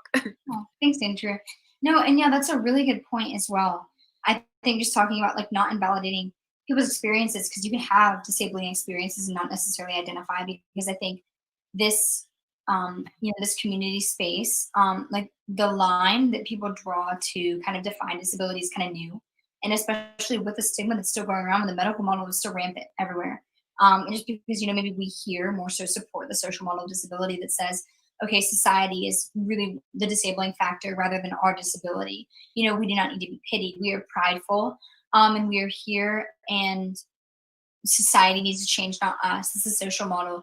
But the medical model of still, okay, like we need to fix disabled people, cure, you know, things like that. That is kind of, that's still everywhere. And that makes it really hard for someone to want to find community. That makes it hard for someone to understand that identifying can be a really wonderful thing for them. I know I personally had a struggle with that, where, you know, I'm legally blind and I didn't know to identify as disabled, and I finally did because I'm legally blind. I mean, and I was like, wait, this is what? I should have this all along. And it just helped me have such a better understanding of myself and the world and people like me. And I think that really just talking about, like, even if you don't identify as disabled, you are still valued in the space and you can still do work with us and help, because disability issues are global and human rights and national issues. You can become disabled at any point in your life. And like we've seen with coronavirus, different things can become disabling at any time. We have no idea what the future holds. And different disability support and accommodation and things built into systems help everyone else as well. And other things like disability really, like Andrew touched on earlier, if you've had experiences with the healthcare or the medical system, you kind of intersect with issues that a lot of disabled people face. A lot of people in the chronically ill community, you know, such as myself, you know, we face with different issues and roadblocks and barriers you face in healthcare and in, you know, in the medical system. If you're someone who's dealt with that, but you don't identify as disabled, you can understand, you can empathize with that struggle, you can identify those issues with us, and we can work together. And so I think a big thing about this struggle and about other minorities as well and other movements, you know, to help, you know, diversify society and help, you know, create true equality, is looking at, it's not enough for just this group to speak on the issues. We need everyone to be an ally. We need the people in power to be an ally, because a lot of times people with disabilities or disabled people are not in power, and that's another separate issue. But we need people, able-bodied people who can identify, to be a part of this movement with us, because it's the only way we're going to make change, is if everyone recognizes that we are here and that we are valid, and that we can all find ways to empathize with, you know, with our experiences. So I think that's kind of all I wanted to say. If anyone else wanted to say anything else, feel free.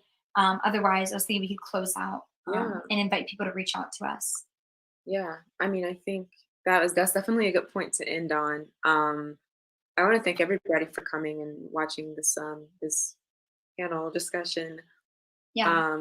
Thanks to NCC for extending this opportunity to us, and for our amazing panelists, Sam and Vika, Sophie, Claire, and, well, I guess I can thank myself. I don't know. Thank you, Andrea. But like, yeah. Thank you guys for being here. And this is where you can find everybody if you want to, you know, hop on Instagram and give us a follow. Yeah. Follow Access the Polls at Access the Polls on Instagram and Twitter.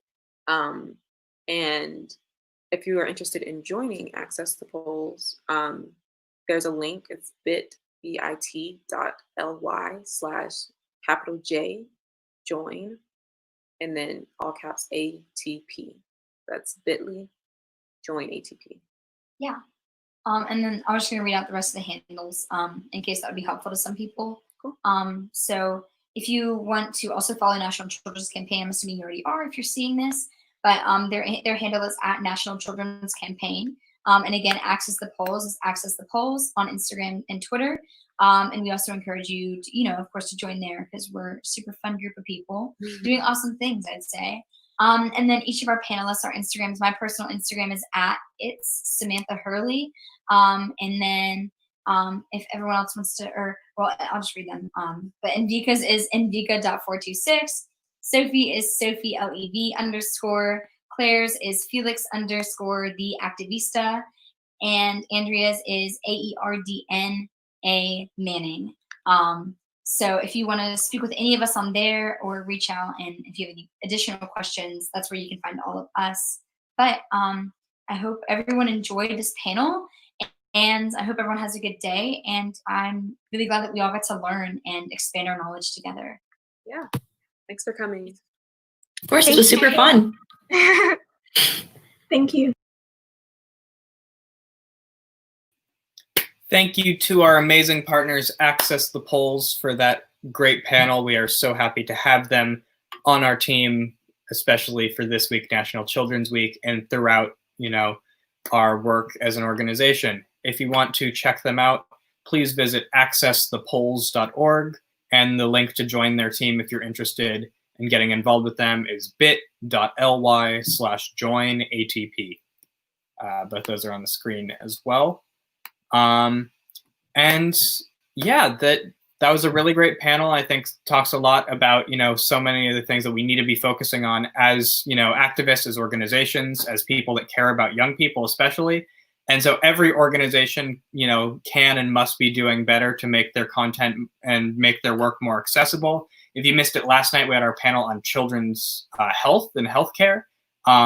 And so on there, Dr. Abdul El Sayed talked about how you could be safe going to protests. And then Daphne Frias talked about how you could be safe and still be, an effective activist and part of the movement while staying at home and making sure that we're making all the protests going on right now accessible. And so we retweeted a bunch of Daphne's resources if you want to check those out.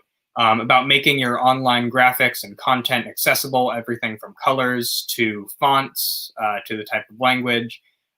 So please check that out.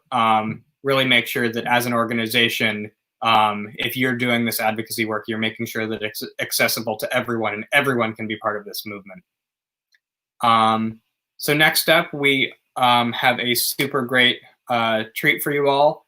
A song from 0 Hour, their new song from the music team about the Vote for Our Future campaign, about their work in general. It's called We Rise.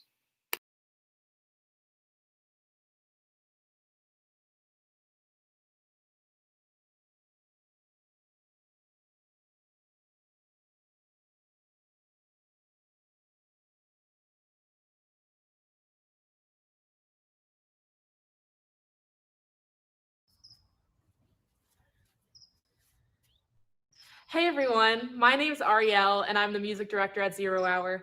And over the past few months, I've been working on writing a song called We Rise along with my amazing team members, Andrea Manning, Lais Santoro, Gabrielle Zui, Corey Malia, Iris San, and Kendall Kiras. We've been putting together a video with activists from across the country, and we can't wait to share it with you right now. Our house is burning down, can you see through our eyes? They say we're doing fine, but we see through the lies. We wade through the water, walk through the fire. We're just trying to survive, but we want to thrive. We can't keep on sitting by. We rise for our future, we sing for our future, we strive for our future, we fight for our future, we march for our future, we vote for our future, we stand for our future, hand in hand for our future, we rise,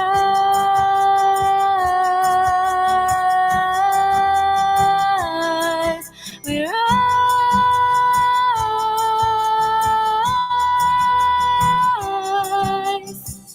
Out from the ashes to the mountain tops we climb. grow from the oil and tar, from near and far we rise. Wade through the water, walk through the fire, we're just trying to survive. But we wanna thrive, we can't keep on sitting by. We rise for a future, we sing for a future, we strive for a future, we fight for a future, we march for a future, we vote for a future, we stay for a future, hand in hand for a future. We rise,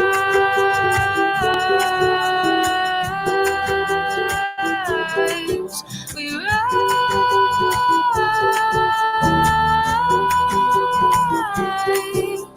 For the air we breathe, we rise. For the water we drink, we rise. For the people we love, we rise. For the places that we go home, We ride for our future, we sing for our future, we strive for our future, we fight for our futures, we march for our future, we vote for our future, we stand for our future, and hand for our future. we rise. We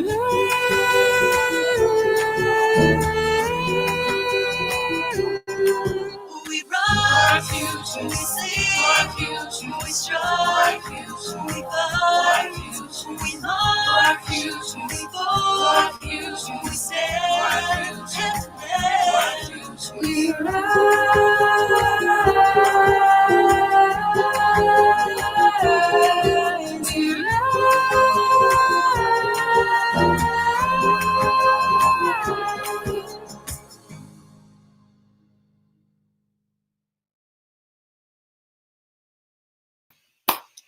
Thank you to Zero Hour for that amazing performance.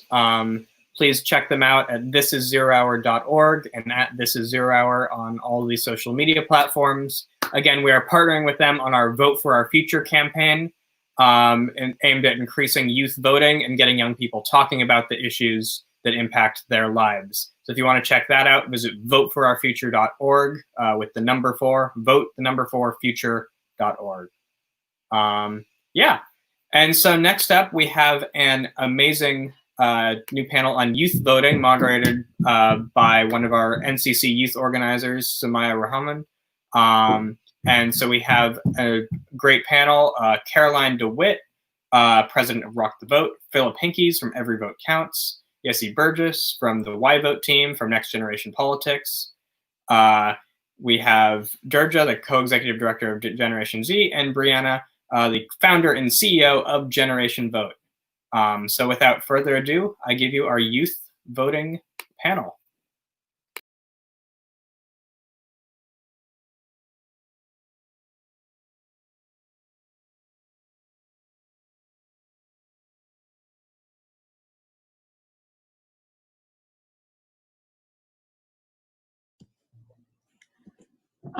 So I'm super excited to have you guys with us today for our youth voting panel for National Children's Week, hosted by the National Children's Campaign. This is a week of virtual events about issues impacting America's 74 million children's by children's. My name is Samaya Rahman, and I will be your moderator for the panel. I'm a youth organizer from the National Children's Campaign. Our organization is a nonprofit fighting to ensure that America's 74 million children are made a national priority. I'm really passionate about voting advocacy because I believe that voting gives everyone a chance to take part in important things that make an impact in our country. So let's get started with the introductions of our speakers today. Brianna, you can start. Hi, thanks so much for having me. My name is Brianna Sia, and I am the CEO and founder of Generation Vote, as well as the co-chair of the Let New York Vote Youth Working Group. And I also work at the Brennan Center as a researcher in the Democracy Program. Happy to be here. We're glad to have you here, Brianna. What about you, Caroline? Yeah, I'm Caroline DeWitt. I am the president and executive director of Rock the Vote. We've been around for 30 years. And our mission is to build the political power of young people, and we do that through voter registration, education and mobilization, and also through protecting the right to vote and trying to work to make it a more seamless process and reduce barriers. Okay, thank you, Caroline. How about Durga? Hi, I'm Durga. I'm the co-executive director of Coalition Z, which is a youth political organization, and we have chapters around the country. And our goal is to mobilize Generation Z towards political change. And we do a lot of that. I mean, in terms of voting, what we do is try to get young people civically engaged. And a lot of the chapter leaders are high school students, and we host National Student Voter Registration Day across schools across the country. So, yep. I think Philip, you're up next. And by the way, thank you, Durga. Thank you. Philip, you're muted. Oops, sorry guys. I'm Phil Pincus. I'm the chair of the Student Advisory Board for Every Vote Counts, which is a national nonpartisan student-led voter advocacy organization. Right now, we have chapters and partners on about 50 campuses across the United States. And we're working right now to just kind of eliminate the barriers that college students face to the polls, and also just get them more excited about voting. Thank you, Philip. And now last but not least, Yessie.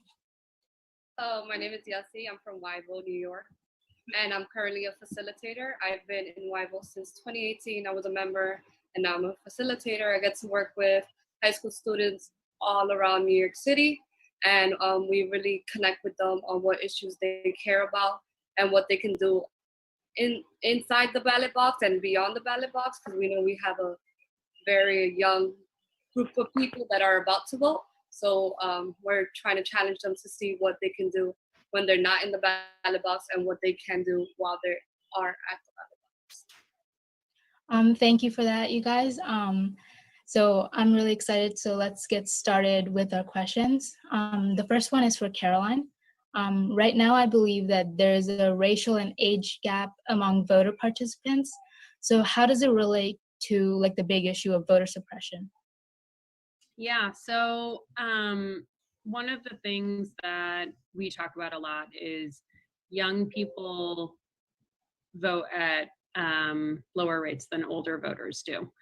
And that is not exclusive. It's not just this youth generation. It's actually generation after generation. And each youth generation is told, oh, you're the problem generation. And that's just not true. It's actually a societal problem. And even within any age generation, any generation that you look at, there are even discrepancies of who can vote, who's allowed to vote, how voter suppression and how voting laws impact and disproportionately impact youth, people of color, people from low-income backgrounds, homeless, people with disabilities, marginalized communities in general. And so what happens is, you know, there's not, voter suppression tactics and policies actually chip away little by little at who's allowed to vote. And as a result, what you have is when you add those little pieces up and all those little demographics up, it's actually a huge portion of our country who have a much harder time voting, who are disproportionately affected by suppressive voting laws. And so we have a lot of work to do in our country to overcome that. And I extend not just voting laws and how elections are implemented, but quite frankly, also civic education. We have to look at the fact that we as a country do very little to prepare young people when they turn 18 to be civically engaged, to understand what the process is. It's really inspiring to see young people, figuring it out on their own. But frankly speaking, we shouldn't put young people in that position. We should prepare as a democracy to have everybody be empowered, to know how to participate, to be registered, to know where they need to show up. So. Thank you, Caroline. I really agree with the issue and everything that's going on. Next up, we have Durga. This is a question for you. Young people are like the target of voter suppression, I believe.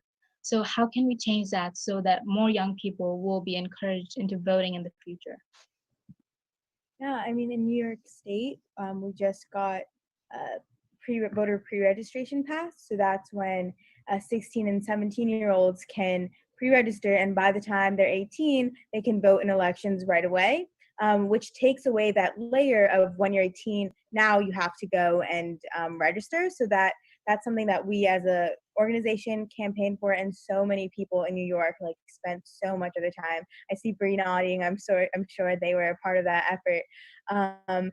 But we're just one of a few states, so that needs to happen on a massive scale. And what Caroline, I believe, I'm sorry if I'm not too good with names, but what Caroline said about civic education is just so important, because I know I was never taught any of this stuff, and my classmates, like, we have these toolkits that we hand out, just like sheets about how to be civically engaged. But the fact that we just have like 20-something-ish chapters, but the amount of schools in America, like, they don't have this. Like, I'm sure there are people who have these efforts, and that people are doing these things. But the fact that the government isn't stepping in to make this happen is just so concerning. And I'm worried about when that timeline is, if it's even on the agenda at all for bigger government. So also, Caroline, I would love to hear your thoughts on how that gets on that agenda, and how that can be more of a widespread effort. Caroline, do you have any thoughts on this? Yeah, it's gonna, we've seen some states, it's taken a long time, but we've seen some states pass civic education, right? We have, probably most of us went to school and had some sort of civics class or history class or social studies class that met some requirement that the state might have. But frankly speaking, like, when we consider that the public school system, a lot of people don't know this, the public school system was actually founded to create an educated citizenry. It wasn't created to create workers. It was created so that we would understand how our government and how the world worked, so we could be participants in our democracy. And we've gotten so far away from that, right? And so Massachusetts, I think it was 2 years ago, passed really great legislation in the state. But that is actually an issue that a few groups are working on. So actually, anyone who's interested in working on that, I don't know that that's a huge 2020 initiative of all the priorities that we have, but I do see it being a major issue in 2021, is to try and get more states to actually have requirements. Mm-hmm. Okay, so I'd like to move on to the next question, but thank you to both Durga and Caroline for putting your input in this. It's really amazing to hear you guys. So what is vote tripling, and have your organizations been doing anything related to it? And if so, like, from the perspectives of your organization, does this method encourage voter participation? This is a general question, so Brianna, you can get started with this. Hey, yeah, so actually, with vote tripling, Generation Vote, we haven't exactly used the term vote tripling for our initiatives, but I guess the concept behind vote tripling we have used in terms of using our Gen Vote chapters and the organizers within our Gen Vote teams across New York to use peer-to-peer organizing tactics, right?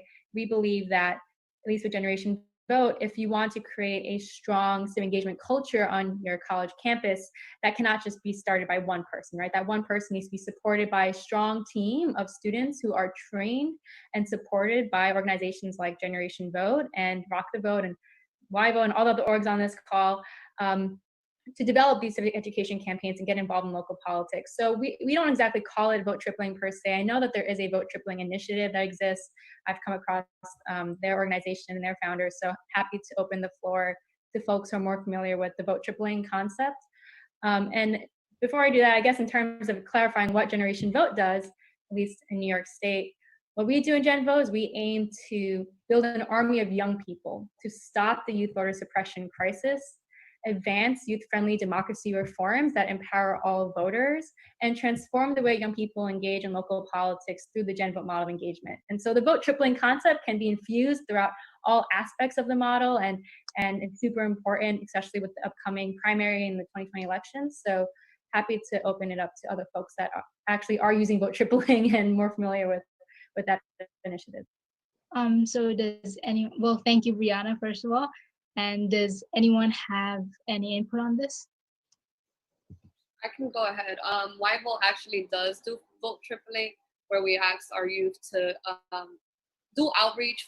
Vote tripling basically means when you do outreach, but when you do outreach is when you're asking the people that you're doing outreach to name like specifically 3 people that they'll ask to go vote or to register to vote, because we actually focus on registering to vote mostly, just because we have younger folks, and now in New York State you can register to vote at 16 and 17-year-old, and then they'll register you in when you turn 18. So I know YVOL does a lot of that, where we ask our youth to actually go out and ask their friends, hey, are you gonna go register to vote? They say yes, or they most likely say yes. And then we follow up with a question like, oh, can you ask certain people? What other people can you ask? And then they name them, and then we follow up with them and make sure that they're actually following up and getting those people to vote and go to register to vote. And also, I know we work with Motivo as well. So I know Motivo does some of that as well, where we vote tripling is a concept there, where we ask people to actually go and tell them to go and register, or follow up with them when they vote, or say they pledge to vote, and then they ask like a family member or friend to do it as well. Thank you, Yessie. So I wanted to go on to the next question, unless anyone else has anything to input. I was just going to say, yeah, vote tripling. I think the important thing to know about vote tripling is you are the most powerful voice to your friends and to your family. That is the most important thing you can do, and people don't understand their power necessarily with that. So the idea is, it's called relational organizing, and it's just as simple as asking 3 of your friends to vote and to join you. And just think of the multiplier effect of everyone's doing that and how cool that is. So at Rock the Vote, we have, if you go to rockthevote.org or you text register to 788-683, it's actually part of our process to prepare people to vote. We have a form. We'll remind you even of the names of your friends that you said you were going to help them to go vote. But anyway, yeah, it's a critically important one, the most important things you can do. Yes, I agree with you and like everyone else that this is like really important, and like advocating through your family members and friends is like a big step to stopping voter suppression. So I want to go on to the next question. This one is for Philip. I wanted to address like a common misconception that I hear the most, like people saying, and people like say like my vote doesn't count in my state. Can you explain like why is it important to vote, and like why that statement would be false, and like why is it important, like especially for like midterms and like state or local elections, like it is important to vote? Well, I think there's a couple things with that. The first is, and we have a whole list of these at the Every Vote Counts website if you wanted to check them out. Each year there are elections decided by a handful of votes, a couple dozen votes. A few years ago, the Virginia House of Representatives was decided by a coin flip because there was a tie. So each year we see extremely close elections, especially at the local level. But then the second thing I'd say is, I think in a perfect world, you shouldn't think, should my vote count? And that's the reason why you're voting. You should vote because it's an expression of your civic right, and because it's an act of thoughtful civic engagement. And so I think that actually ties back to our initial discussion of civic education, and that we want people voting not because they maybe align with a particular party or political orthodoxy, but because this is our civic pride and our civic duty, and it's something we should all do. Okay, thanks, Philip. I definitely agree with all of that. Does anyone else have anything else to say?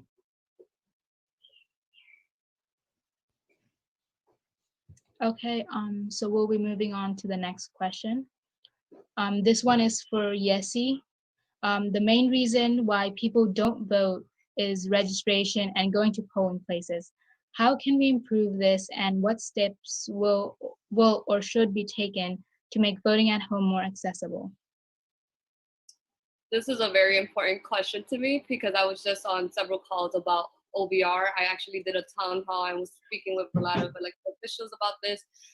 So our online voter registration in New York, at least, I know that is not very accessible, unfortunately. If you do not have a ID, learner's permit, or a driver's license, which most people in New York State do not have, especially at a young age. Since we go around in trains and stuff, why do we need a car? Why do we need to get a driver's license? And most people just use their, if you have a New York City ID, which is different from the state ID, you can't use that to register online. So one of the ways that we can improve this and make sure that people are actually getting registered is making it accessible. So making sure that we give them, just like in the paper version, you can either put your social security number or your DMV number. So we should give them that option online because anybody that's eligible to vote has a social security number. And if that was an actual option on the online version, we'll see a lot more numbers in registering. It's very frustrating to see a lot of people that don't have IDs say, whatever, like I can't register, that means I can't vote because it's not online. The DMVs are not open, so now what? Now I can't register to vote, which is something that can be like an executive order by our governor or mayor to make the online version better, so that we have so much more people going out and voting at home. Because if you're not registered, you can't not receive an absentee ballot. And the question also says, how can it be more accessible at home? Like I was saying, absentee ballots work really well. I know I ordered an absentee ballot, and I know most of my friends are gonna vote at home. And that was because there was an executive order that we need to send out those absentee request forms. So that's one way. A lot of our youth like the idea of online voting, but it comes with a lot of stuff like fraud or stuff that we can't really fix, which is something that we also have to think about if we're doing voting online or even through mail. A lot of people are scared that there might be a way that they can tamper with it. But I think the best way for it to be accessible is if online voter registration is accessible and absentee ballot request forms are being sent out to everyone that can vote. Because in this pandemic, we can't just go to the DMV and register to vote, unfortunately. Yeah, I definitely agree that we definitely need more accessible like voting like at online at home, because it really saves people from going to polling places, and people don't want to do that nowadays. Does anyone else have any input? Then there's no excuse as well. Sorry to yeah. Does anyone else have any more input on this? Yeah, so Rock the Vote has been working on online voter registration actually since 1999, before any state. I know that was probably before everyone was born here, but no, not quite. Okay. But before any state even offered online voter registration, and what it did is you would complete forms and then it would pre-populate in the PDF form and it would email you the form. And now I think we have, if it's correct, 39 states plus DC that have online voter registration. But as you were saying, it varies state by state how accessible it is. And even like, you guys know, like state websites, government websites are super confusing sometimes, right? Yeah. They're not streamlined, they don't make sense. You have to like scroll down to find anything and read between the legal jargon. So what we do is we actually have our own platform that if you go to rockthevote.org, you can register to vote there. And actually we offer it we have over 1,100 organizations that use it. So everyone from like When We All Vote, March for Our Lives, Vote a Latino, they all use the platform. And there are things we can do and ways we can advocate to make it better. And some of it even includes, it doesn't even require legislation. Sometimes it's just helping the state prioritize technical enhancements that they can make so that it's as straightforward as, you know, the apps that we use, because we have everything in civics has not been invested in the same way that we've invested in the private sector, unfortunately. So anyway, those are my 2 cents. But yeah, thanks, Caroline. That is really important, and I do agree with everything you just said. Does anyone else have any input? Yeah, I think just one thing to jump in here. Yeah, kudos to YVO for helping like lead the charge in getting the New York City OVR system hopefully up and running. Who knows, given everything like going on right now in Albany. But I think this question of access to registration and access to the polls is super critical to understand, especially given the narrative that folks like to perpetuate, which is, you know, young people don't want to vote, right? Like young people didn't turn out in the primaries like people expected them to, right? And that narrative is super problematic because people don't understand that young people face so many challenges when it comes to actually accessing like how to register to vote, which folks mentioned earlier, and also how to literally get to the polls. A study was done by Circle a few years ago that showed that over 50% of the young people that they spoke to had to rearrange their work schedule or their class schedule to actually get to the polls on election day.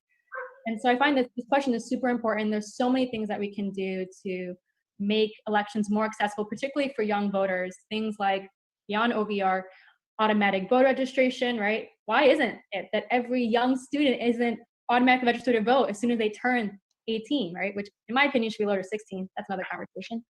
On top of that, how come every public university doesn't have a poll site? That's something that states actually can mandate, right? And so those are the type of things that we're trying to fight for, at least in New York State. With Let New York Vote and Gen Vote, we've put together a youth voting rights platform that outlines 10 demands for the state legislature to make particularly accessibility to registration opportunities and polling places easier for young people. And we have a long way to go, trust me. Yeah, but you guys are doing like a wonderful job and like doing like amazing things to like make like move forward. Appreciate it. Yeah, I'm on here too. Yeah. So the next question is for Brianna. What factors are unique to young people's experience that make them less likely to participate in elections, and how does it affect like how much attention the government pays towards young people?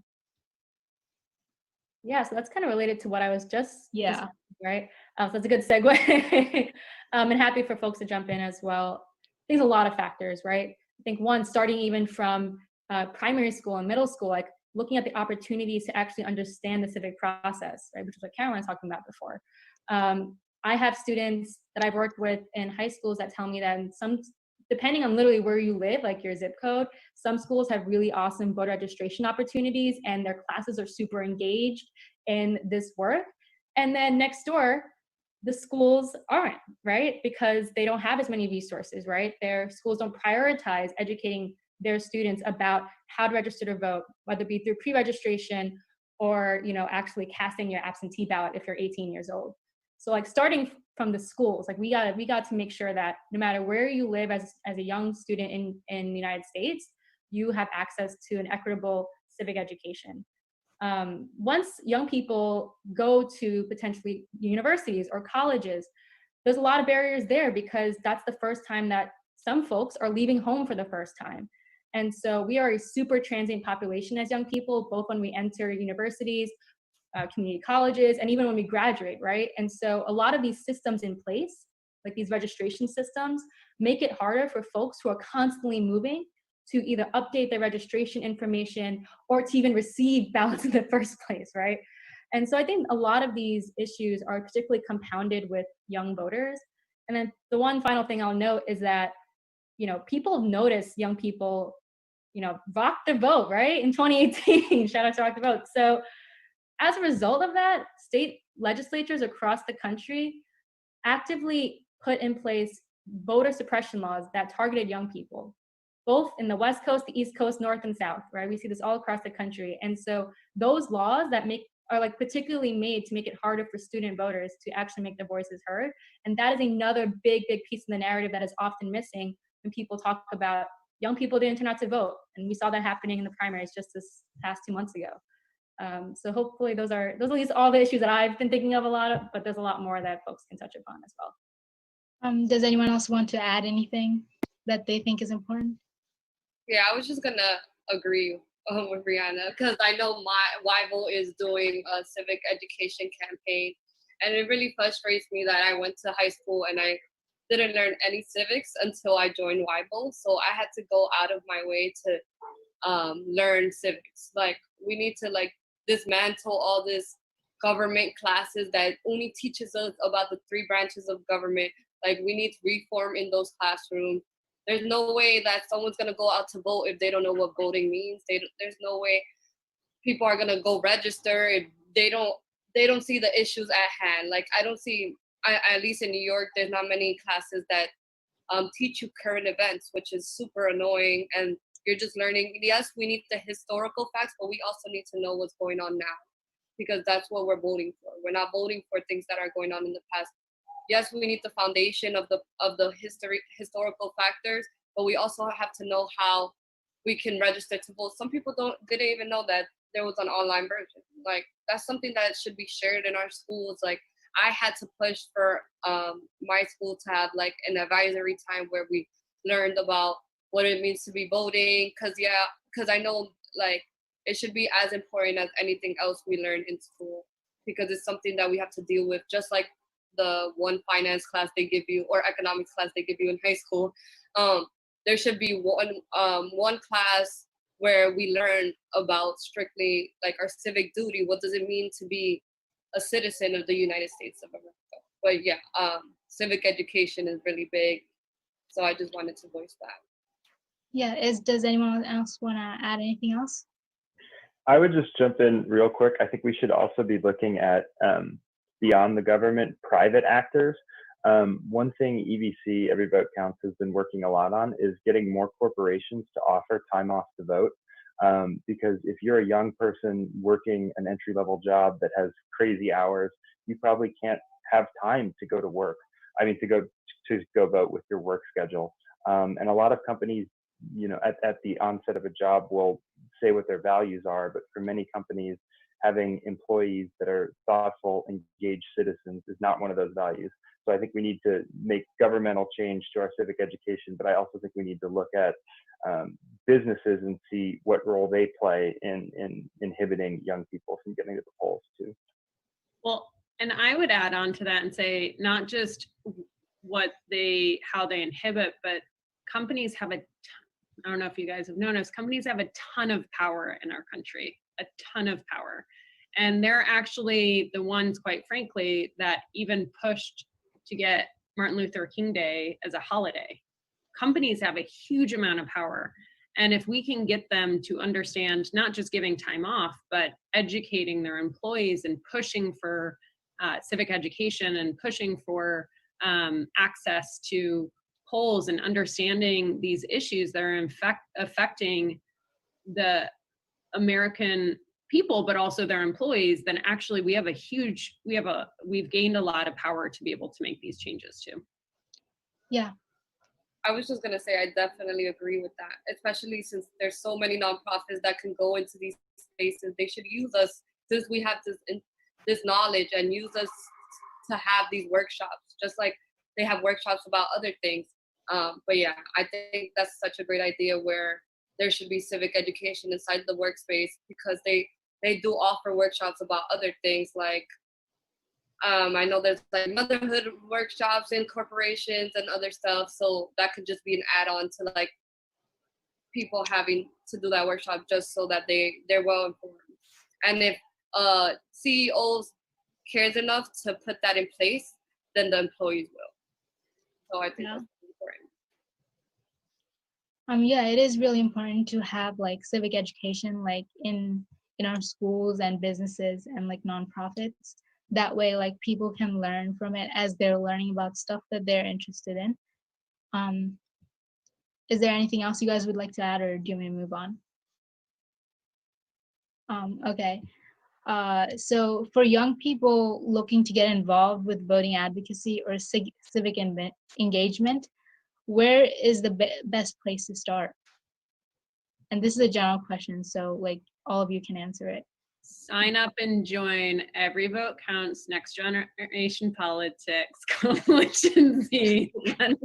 No, yeah, I would just say all the organizations on here, right? I think everyone's looking for people to be involved and follow everyone on social media and volunteer and call your legislators and register to vote and get your 2 friends. But I'll let folks talk for themselves. But I would say you have amazing organizations on this call and everyone should be following them and getting it. I totally agree. And does anyone else want to add? I would say, like, I don't blame people for not wanting to get involved when they see the partisanship and kind of rancor of the national political landscape. So to that end, I'd encourage people to get involved locally, because I think right now there's some pretty amazing work going on with local politics. And I think that's where you can most see kind of this great civic action and where you can individually make a big difference. So I would encourage people to get involved locally, whether that's a campaign, a regional chapter of any of our organizations, or even just monitoring their local news, because I think you'll really be inspired by what's going on.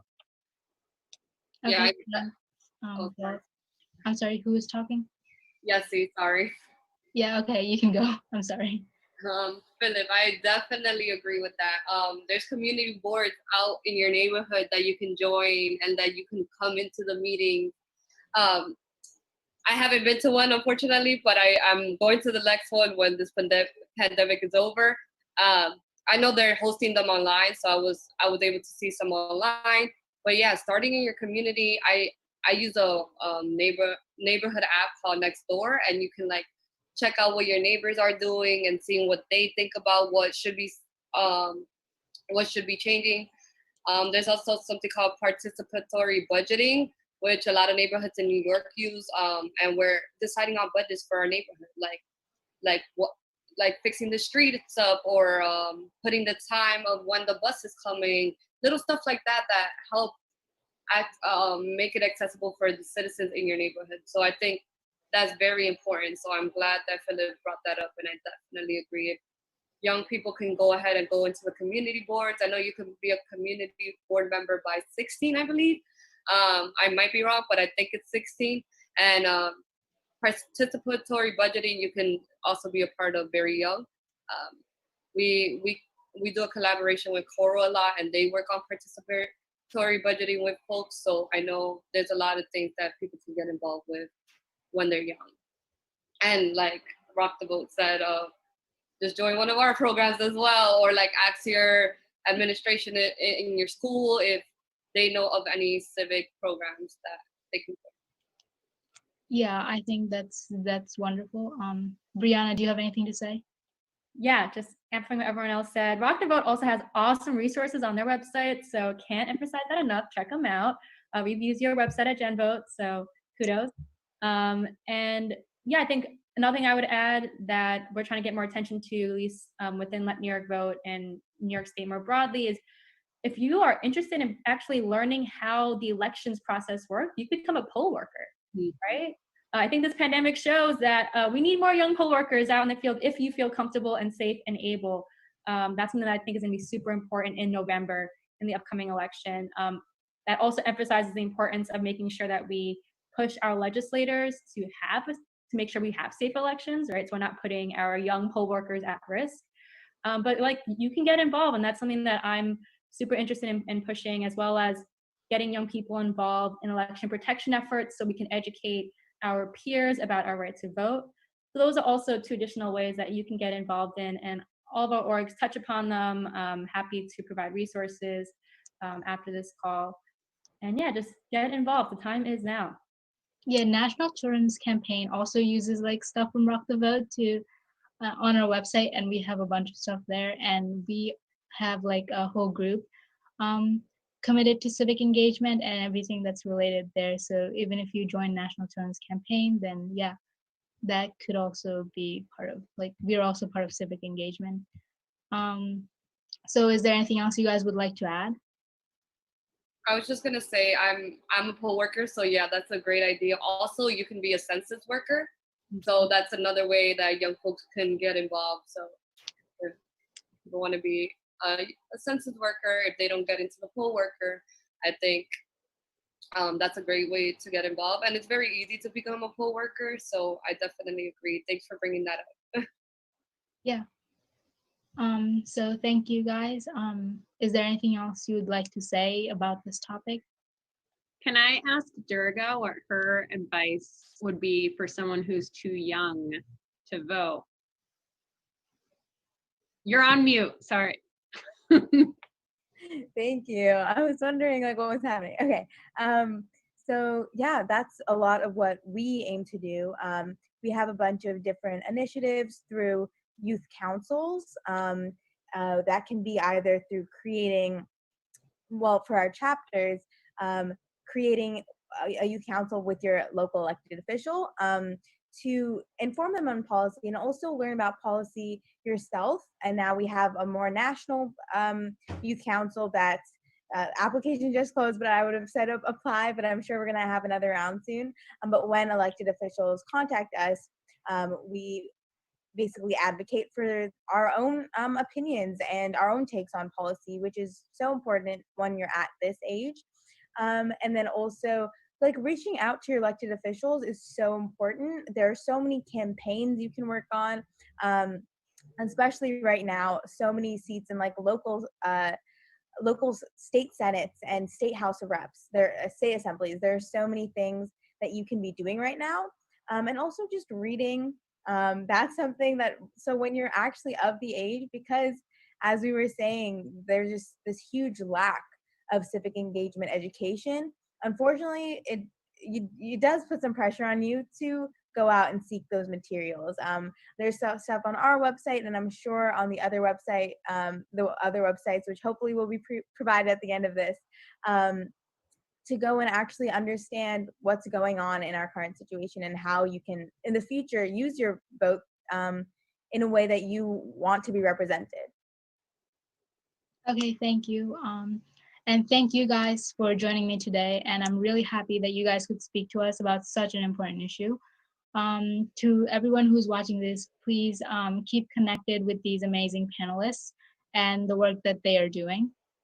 And I will drop all the information in the description and on our social medias about you guys and how to get involved in civic engagement and all that. Thank you.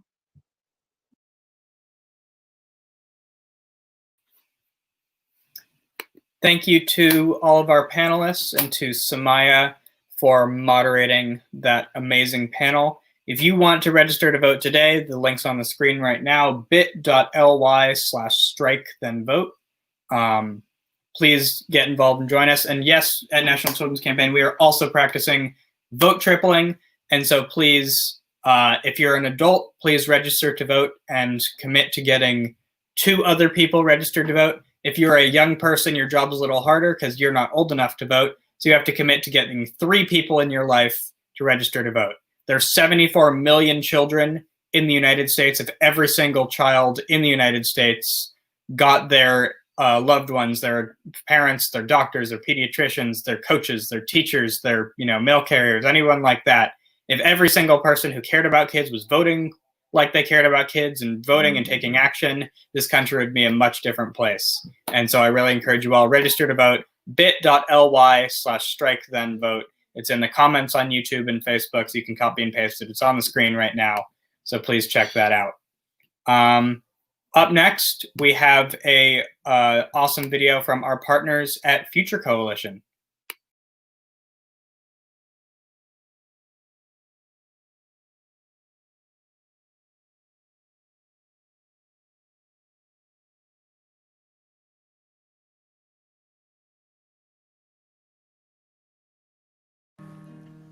Future Coalition is a national network of youth activists and organizations dedicated to creating social change. We were founded in 2018 upon an uproar in youth activism when a space for collaboration was needed. We support organizers through resource offering and community building. We organized the 2019 September climate strikes, Earth Day Live, and now we are dedicated to ensuring youth are heard in the 2020 elections. Hi everyone, we're the Future Coalition team, and we're going to tell you a little bit about us, the work we're doing, and how you can get involved. Hi, my name is Ethan Asher. I use he, him pronouns. I am currently based out of Roswell, Georgia, and I do community engagement and network outreach here at Future Coalition. I was first activated by a competitive congressional race in my district, and went on to organize March for Our Lives in Georgia and nationally, and got to know a little bit about the youth movement and the youth activism and organizing happening, and found my way to Future Coalition, and have really been able to see the incredible power young people have through both of those lenses. I will send it over to Emmanuel. Thanks so much. Hi, I'm Emmanuel Sippy. I am 17. I am based out of Lexington, Kentucky, but I grew up mostly in Minneapolis, and I was first introduced to the youth activism space through food justice work, and then most recently in education equity. And I do a lot of work with Future Coalition on education justice and community organizing. So happy to be here. I'll pass it to Dylan. Thanks. I am Dylan Bernard, he, him pronouns. I am usually based in Brooklyn, New York. I am the comms director at Future Coalition, and my interest has always been kind of empowering young people through storytelling and media, understanding the power of stories to really prompt people to take action. And that's exactly what my work at Future Coalition is figuring out how best to amplify the voices of young people across the country. I'll pass it to Manuel. Hi, my name is Manuel Angulo. I'm 18, he, him pronouns. I am the gun violence prevention network coordinator for Future Coalition. I first got involved in activism work soon after I immigrated into the United States from Venezuela, because I wanted to make the community I was now living in safer. And through that, that work that I did with March for Our Lives in those first 2 years, eventually got involved with Future Coalition and tried to create a stronger community within the GPP movement. Hey everyone, I'm Alicia, she, her pronouns. I'm 18 years old and I'm usually based out of Miami. I got started organizing when I worked on my Congresswoman Stephanie Murphy's reelection campaign in my hometown of Orlando, Florida, as well as getting involved and organizing with March for Our Lives in Orlando as well. I'm really here because I feel like we need to make the world a more just and sustainable place, and this is a great way to do it, and we're totally making waves. So right now we're kind of seeing the power, as Emmy was saying, we're seeing the power right now of young movement builders, particularly youth of color, particularly Black young people who have been really forced to assume these positions to become activists, because most of us are just left without a choice considering the stakes. So I have been seeing story after story about how young people, again, particularly Black youth, are mobilizing hundreds and thousands in their communities, encouraging them to join them to protect Black life. And there's a lot of organizing, especially around digital tactics. I think it's really interesting to see how these young people, some who have just never met in person, they're exclusively mobilizing and organizing digitally, how exactly they're doing it. So I think that's been inspiring for us to see, just as we've also been forced to reimagine kind of what social movement building and digital organizing and organizing media looks like in the current state of things.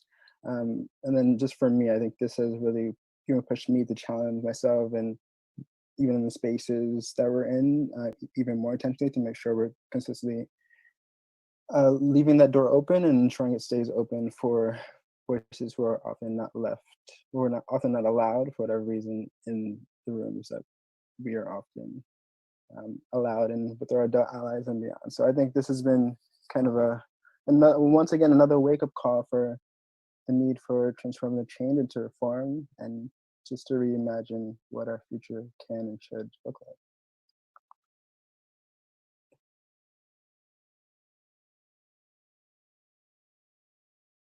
Yeah, and it's in these very unparalleled times in history where so much is changing, it is so important to work together with unified goals so that we can work towards the same goal of positive change in our communities. That's why Future Coalition is so proud to bring together so many other organizations that are youth-led, um, and recognizing the power of the youth to be the catalyst for change all over the country.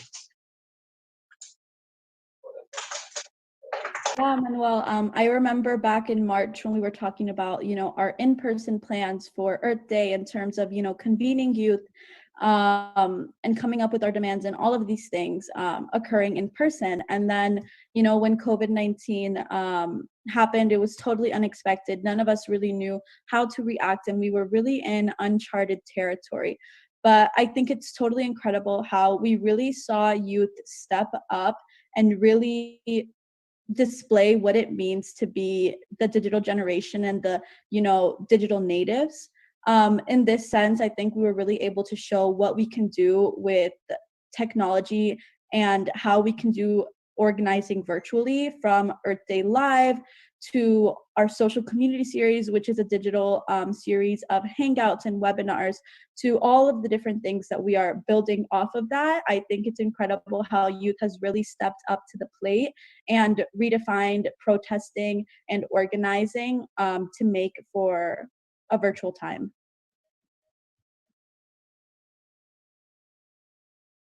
And there are really so many ways to be involved with Future Coalition beyond just the things we've mentioned. So I just wanted to throw out a few of them.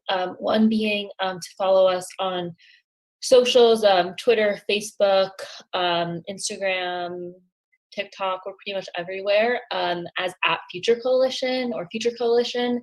And that's a space where we not only uplift our work, but also all the work we do with our partners and the amazing events that they're hosting virtually and in person, direct action trainings, thinking through just how to be safe and support each other in this moment while furthering the causes that we really care about and combating these crises. So in addition, the social community series that Alicia mentioned is continuing throughout this summer. And we are really excited to work with more youth activists and adult allies to enhance that work and create spaces where we can all really learn from each other across issue areas, across experiences, and delve deeply into the work. The last thing I'll say, which is really crucial to the way that we run at Future Coalition and everything we do, is that if you are a youth organizer who runs an organization and wants to become a member organization, we'd welcome you to do that. You can find that information on our website. Just search Future Coalition, and we will schedule a time to chat with you, and would love to bring you on as a member organization and really provide resources of many kinds, not just money, but support in helping you to continue the work you do and strengthen it. Emmy mentioned some really great ways to get involved through Future Coalition, and I wanted to speak for a minute to young people who want to get involved outside of Future Coalition. Posting and sharing on your Instagram story is a great start, but I want to stress that, especially nowadays, the best thing you can do is to show up. The past few weeks, we have seen record-breaking protests of young people showing up for Black lives, showing up to end systemic racism. Please, if you have the ability to, show up, be on the front line, be on the forefront of change. You're unable to, consider contributing financially, consider continuing to educate and inform those around you. And please register to vote in November, and make sure you are an active person who calls and emails your representatives and senators, as well as your local officials, to make sure they know how you feel about the issues.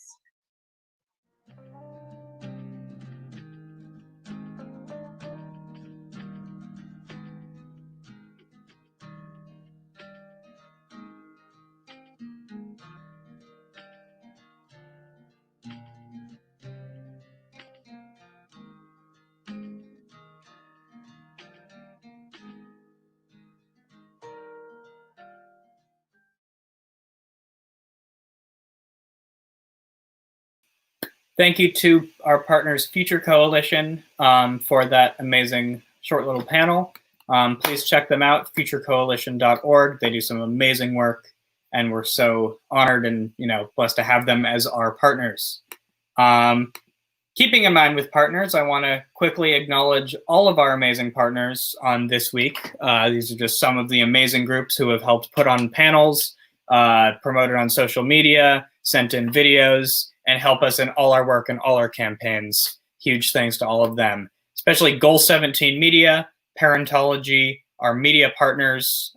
Goal 17 produces our podcast. Parentology helps with all things media. Please check both of them out online.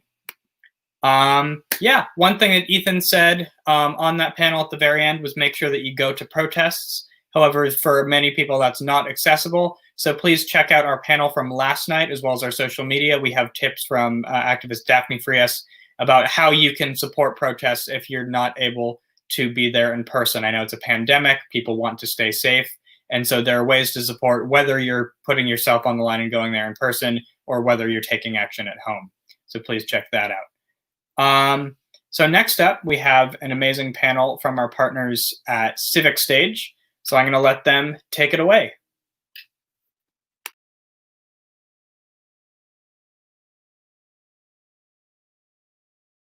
Long time. Okay.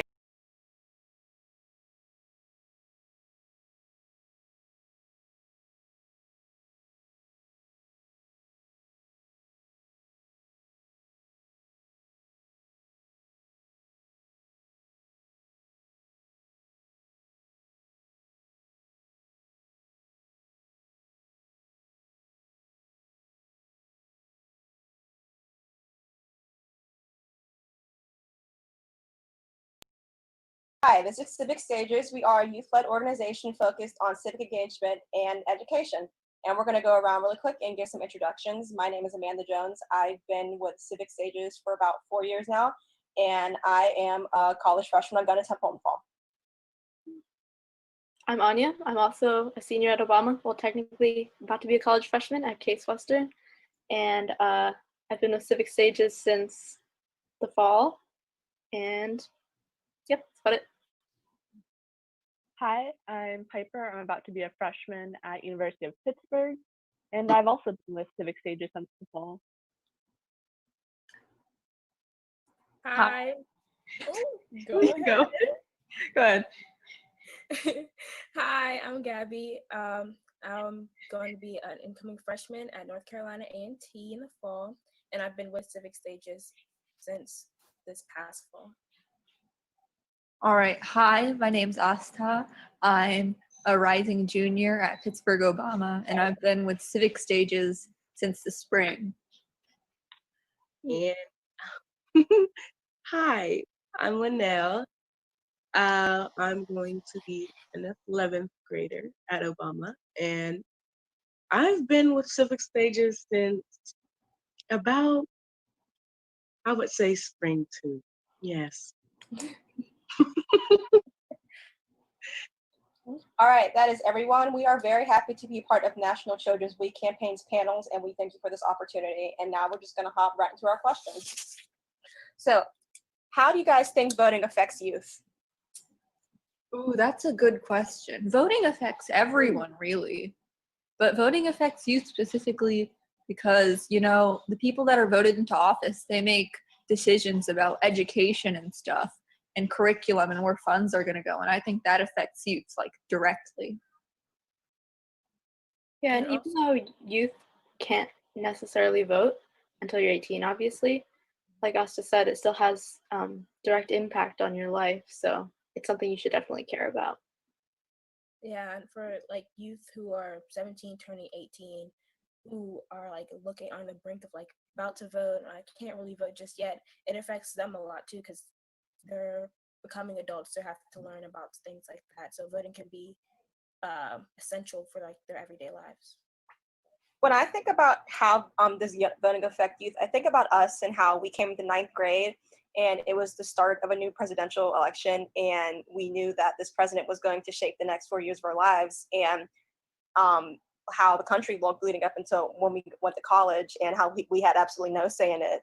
And we just had to kind of roll with the punches and roll with the side effects that came with Trump's presidency. So I think I wouldn't say he changed how America looks. I think we see a lot more of America than we did before. And I don't know, these past 4 years have been kind of ugly. So voting does affect youth a lot, because it has affected the way our high school has looked, and how we vote is going to affect the way it looks for the incoming ninth graders. That's a really good point. Yeah, Yes. like Amanda said, when we were in ninth grade, that was 2016. Yeah. I remember like right after that, that's when like our grade, at least, we all started counting ahead, like when will we be able to vote, and we realized like we'll be able to vote in 2020, and that's like kind of when it got exciting for me, at least, and maybe for you guys too. But definitely, our high school experience has been shaped really by 2016, like the Trump administration, which is not great to say, but we've become definitely more activism focused. Yeah. I personally believe that. Actually, I don't personally believe. I really personally, my whole being believe that voting is like essential. Like some people in my family personally believe that voting doesn't do anything, but I feel like voting and going out there and, putting your opinion in really does sway some things. And when you get your opinions out there, people start to listen, because more often than not, sometimes people have the same opinions as you. And I also think that I'm glad when voting, or whoever you have in office starts to expose the things that happen in America, because it's just like things that go on behind closed doors usually end up with detrimental consequences. But now that we see that all this, terrible things are going on, and now that we see that and are aware, I like that America has woken up a little bit and tried to come together for a greater cause just recently. And I feel like if not, even though it's not the best thing in the world, if not they hadn't voted Trump in, and whatever, all this revolutionary stuff wouldn't have happened. So it's not the best ideal situation, but it worked. Yeah, I was just thinking about that the other day. Like, I don't know if if the events of the past like couple weeks and couple months would have had such an impact if we would have had like Obama as president or Hillary Clinton or someone, because people maybe wouldn't feel that there's as much of a need to, go out and do something. So I guess it's about making the best of a situation. And you mentioned something else at the beginning, which I might be infringing on Amanda's job here, but like maybe we want to talk about the voter apathy section a little bit, because you did mention that about people not thinking that their vote counts or not wanting to vote. Yeah, I'm looking for that question. On the list. After Trump was elected, I remember there's this massive surge of women and people who are part of minorities running for office.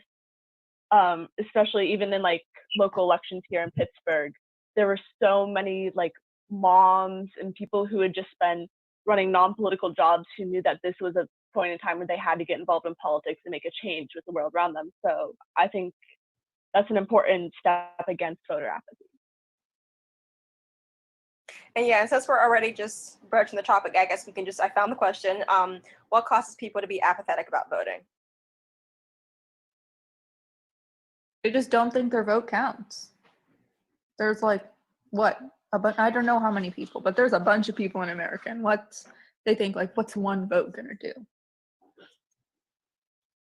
I know a lot of people who think they just don't vote because they don't feel like they're politically aware, if that makes sense. Like they don't know much about the candidates, and they feel that if they go to vote, it would just be a waste of everybody's time, because they would just be voting for a name. So I think sometimes people think it's really hard to get like good information about the candidates who are running, and then just choose not to in general.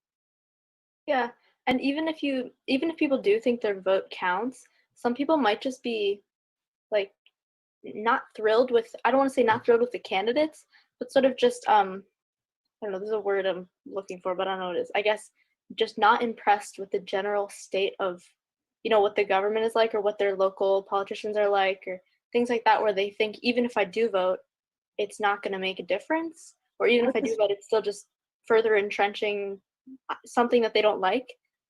And I think that's a valid point, but I also think what are your alternatives here? Like, there's other things you can do and that you should do to be an activist, but if you're not voting, you're throwing away your one tool that could, your most important tool. Yeah, definitely. It's like the settle for Biden campaign, choosing between the lesser of two evils.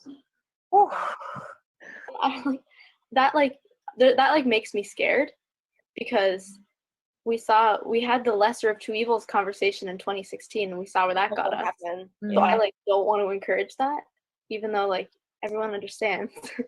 But yeah. Gabby, were you gonna say something a little while back, but then a bunch of people cut you off? Yeah, I was gonna say with the previous presidential election, a lot of people, they voted against Trump for the popular vote, and he didn't win the popular vote at all. And to see that he became president, they're like, okay, so I voted against him, so my vote didn't count in that instance. So then that just turned people off from voting altogether. It's like, okay, so why would I vote if it doesn't really count? Okay, and since we're on this kind of topic about different candidates, how do you guys think a candidate's image on social media affects how people vote? That's a good one. Yeah, I think this one is age focused too. Yeah. Because mostly younger people are on social media. I guess adults are too at this point, but I guess it depends on what segment of the population you're trying to reach out to. Because for us, maybe image on social media matters a lot about your perception of them, but the most reliable voters are old people, and they're probably not spending their days on social media. So I guess maybe it depends on the candidate, and it depends on the race and what the demographic makeup of their electorate is. But I don't know. What do you guys? Is it important to your decision making? Go ahead. I'd say it's pretty important, especially in upcoming elections. We're seeing more and more of a rise in marketing over social media and also misinformation over social media. And Trump, he was a reality TV star. He's a name and face that people recognized before he was a presidential candidate. And so I think that part of his image was really important in getting him elected. And I think social media will play an important part in the 2020 election and in every presidential election following that. And I don't know if that's a good thing or a bad thing, but I think it is just a fact of politics now. I think we have to be careful about making sure that you're not being influenced by something that's just somebody saying it out of nowhere on social media. Just being aware of disinformation and all of that. Well, that's the thing though. That's not really new, because you have all those mudslinging ads that people put on TV. So social media really isn't that different, other than the fact that it's more interactive. I think that the way a candidate's image kind of affects us is that I think we're just a little bit more aware, or a lot more aware than people used to be. There's a lot more that we catch on camera, a lot more that people say behind the scenes. People feel like they have a voice and they can speak on social media because they know people will support them. So I think that we know a lot more about the candidates because there's more people willing to dig into their past and see who they are as a person. So I feel like when we have this conversation about the lesser of two evils, and we're looking at two candidates who a lot of people both really don't like, and they know a lot about their past and a lot about how they used to act, their past voting choices, it can get you to this point where it's well, I don't like him and I don't like him, but I dislike this person more than him, but is this who you want to trust America with? So it gets kind of hard for people to you have to vote, or you might feel responsibility for it, but you feel that even if you're voting for one person, you're not doing anything good for the country. Yeah, in that way, social media, like you said, it's kind of like a public vetting of their background, which regardless on your thoughts of cancel culture, I guess. But like if you're a politician for long enough, there's dirt on you. Like it doesn't matter how perfect you are. If you have been a politician for a long time, like politics change in this country for a reason, like hopefully for the better. But like you said, it's also important that like if you really feel like you don't like either one, or you're obviously going to find something you don't like about every candidate, not just presidential race, but in like every race. You really, like you said, you have to weigh, like, is it really worth it me saying I just don't like this person? Or do you have to say, like, bring your mind back to the greater focus, which is, oh, that's the president. They're not supposed to be my best friend who agrees with everything. Like, that can be sometimes hard for us on social media. And also, since you got brought up the press and the campaigns, I want to kind of flow into this question. What role do you think that press plays in upholding democracy? I feel like the press holds servant leaders accountable. Because like every single thing they do now, it's all over the news. The people are looking at it. People are seeing it. They can't just hide anything. It keeps them accountable. They know that the people are keeping up and they can't just do whatever they want anymore. Not like they can like hold back the press, because if they hold back one newspaper or magazine, there's thousands of other newspapers and magazines that will cover the same story. So they can't just hold back one and think that it won't be covered. So it's really hard now to really push stuff down. That makes sense. I personally feel like even though the press does help, they always, like, sometimes they don't get it right either. It is just like a lot of misinformation. And there's also the fact that sometimes people still get away with the dirt that they do. Like, we could use what's happening right now as an example, but other than that, it's just like people, especially people in power, can always find a way to make sure something is either overlooked or not, like something that they can be held accountable for severely. It's like they can, like, yeah, they can publicly speak out and be like, yeah, maybe I did this, maybe I didn't, or it's up to you to believe what you want to believe. But it's like at the end of the day, sometimes we can't even refute or acknowledge what they're saying, because what's true and what's not. I feel like there's so much stuff that goes in and out of the media that can be true or false, and it's sometimes really confusing. Going back to the other question that we just had, because for some people it might be really confusing on what they want to believe or what they should believe, because putting your trust in something or your belief or your faith in something is really hard to do. And the fact that the media is like literally one of our only strongest points of faith-based or whatever based things that we need to get from what is happening in the outside world, that it can get corrupted, is kind of like disheartening to me, and probably to a lot of people. Yeah, and I think we need to keep in mind that the press is not infallible and that a lot of reporting is biased, whether intentional or not. If you look at wording surrounding the different protests right now, the wording describing the people protesting the stay-at-home orders, who are being described as concerned citizens, and the protesters who are supporting the Black Lives Matter movement, who are being described as thugs and violent, even when there's clear parallels, and people were protesting on the Washington steps with AK-47 rifles and being met with peace, whereas other protests are obviously being treated more violently. And so I think while press is an important part of upholding our democracy, we need to remember that flaws in our democracy carry through to that reporting, and it's not an objective mirror. Yeah, and I think like the media is meant to sort of, like you said, with all their flaws, they're just meant to like present the public with what they believe is the truth. They're there to like expose what they saw and share it with everyone. And what we're seeing now is it's really like they can't do much to actually, like Linnell said, like hold people accountable or to do anything legally or with laws their job is really to just inform. And now with, you know, all of us having cameras in our pockets and like with social media, it's way easier to like get, you know, public outrage and everything. You don't have to wait for in a way that's a good thing, because you don't have to wait for like the next day's newspaper and with their bias being the thing that everyone will believe. Like everyone has their own perspective now that is much more easily shared. But again, like that's dangerous too, because then you're not a reputable news source. Like you have the biases just like the system has the biases and the faults and everything.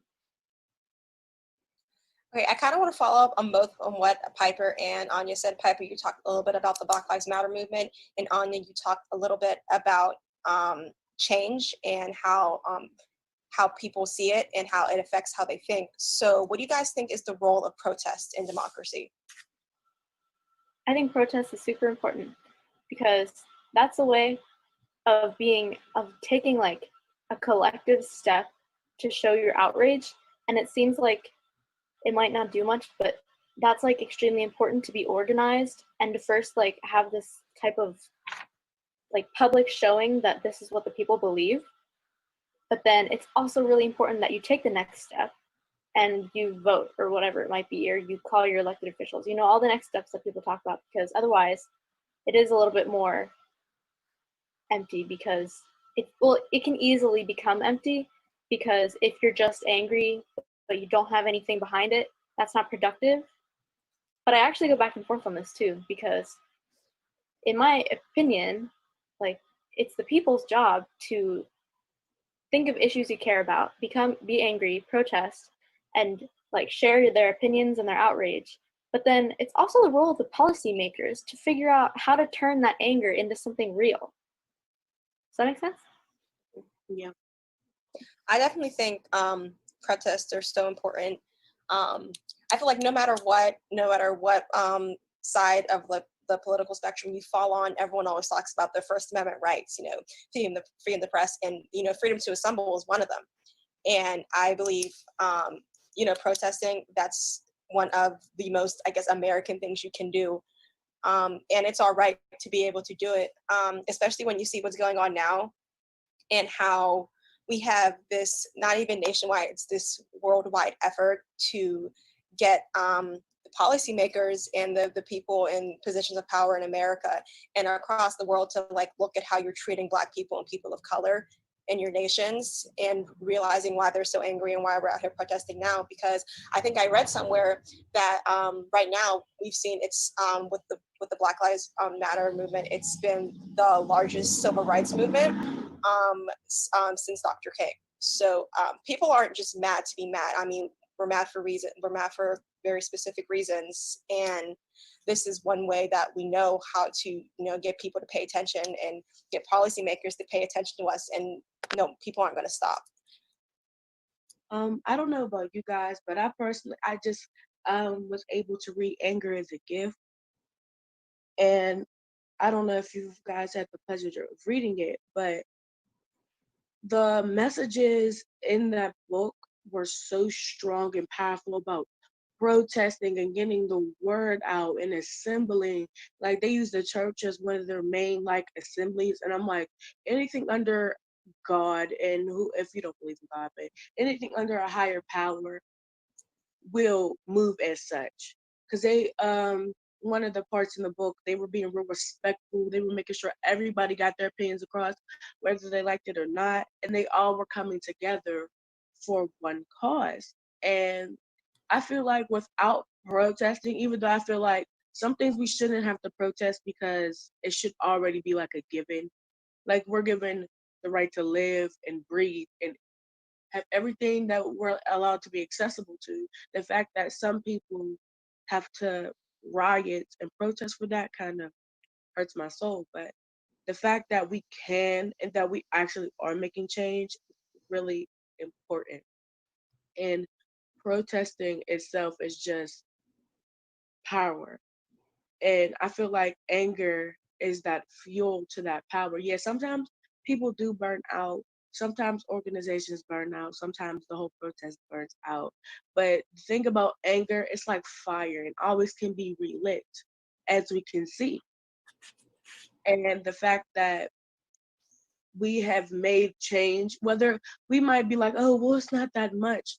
We're still making change, whether we like it or not. And the fact that we are making change, we should be jumping for joy, because they can obviously be like, oh, well, we can't do nothing about that. Or, oh, well, we hear you, but we don't really see the point, or vice versa. And the fact that we're doing stuff, like, it makes me happy. And I just had to let that go. Like, I had to tell y'all about that, because so many parallels. Okay, I'm going to cut in because you were talking about change a lot. So we're going to segue directly into this question. Do you think change happens incrementally, or does it happen like all at once?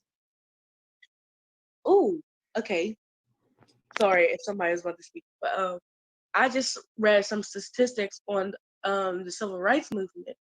And let me tell you guys, that took a lot of effort. It took a lot of time. The boycotting alone was more than a month. And we've only been doing this stuff for a couple of weeks. Just recently, the stuff that they were doing in the civil rights movement were years, weeks, months, multiple days of the year. It's definitely increments, because change can happen all at once, but more often than not, you really have to put some work and effort into it. Because people, if y'all just try to get everything done at one time, people will think, well, is that all you wanted? Maybe that was a little shallow of you guys not to like think of more things, or try not to implement everything. But like being able to say, oh, well, no, we came because we organized this thing. We're going to get this stuff done. It may take some time. We thought about it, and we thought about the possible outcomes. And here we are. And it may not have all happened at once, but we still got it done. So in increments. So I feel like it does happen incrementally, if that's the word. I feel like it can be both though too, because increments, like, I guess it all does happen in increments, but like normal lawmaking, right? It's just like your Congress people or whatever voting on bills, like that happens in increments. But then, like Linnell said, like protests are power, and you can demand a lot of change with them. And throughout history, like we've gotten some real improvements from protesting and from, one inciting incident and one event that happens that really sparks outrage. So I think sometimes it can really happen all at once. But I also want to point out that sometimes change is not always good. Like sometimes things can change for the worse. And I'm sure we can think of a lot of examples where like change for the worse has happened like all at once and not incrementally. Just think of like most of the Trump presidency. Like I'm sure we can think of just as many examples in that direction. Yeah. I feel like that was incrementally too, because it's not like everyone just turned racist overnight. Sorry, no offense to anybody that likes Trump, but it's not like everyone turned racist or like really right wing overnight. I feel like it's sort of built. They were hiding it, and then someone like them came into power, and then it all exploded. So I think it built up under the surface, but it looks like all at once because it just exploded. Yeah, what also say, I think change is a gradual thing that sometimes presents itself all at once. Like people's opinions don't change overnight when a new law is passed. There's a lot of build up and campaigns and organizations working for that change that might not get acknowledged in history books, but that have been pushing for that for years or decades. And I definitely agree. I don't think change happens all at once. I think what you just want to talk about in terms of Black Lives Matter, what we've been pushing for, we've been pushing for this for decades. This isn't anything new, but I feel like now is the point where, we're really not going to give up, and we have such support worldwide that this is going to be the time when we get the change all at once. This is when maybe policy is actually going to start changing. We're going to start holding people more accountable. We're going to start holding elected officials more accountable. So I think because of social media, we expect a lot more faster because we see a lot of what happens behind the scenes in between. Like in protests, like we see protesters being assaulted, people in the hospital. I think 10 people have died so far from like protests, and a lot of them have been from police brutality. We see so much that we expect a lot. And I don't necessarily think that's a bad thing either. I think holding them accountable is really what's going to make this change happen faster. And yeah, it's going to make the change happen faster, and we're not going to stop.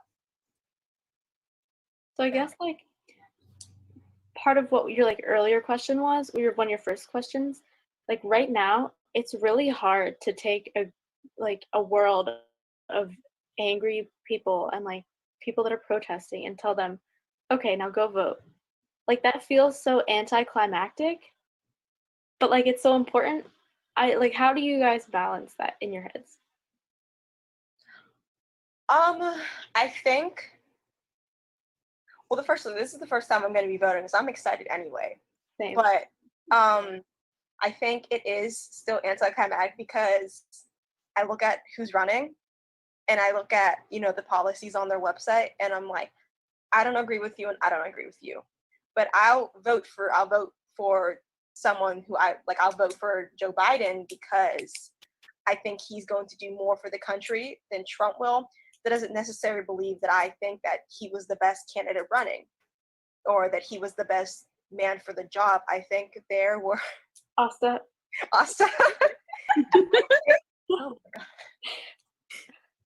What did they say? No malarkey? That's malarkey. I think that there were better candidates running who were more qualified and who had better policy and better ideas than both the front runners right now. And I'm sad that some of them didn't make it, but we're just gonna have to suck it up and go out there and vote anyway, because I can't say that, I'm pushing for change and I'm pushing for policy, and then I don't go do one of the main things I can to make sure this is happening.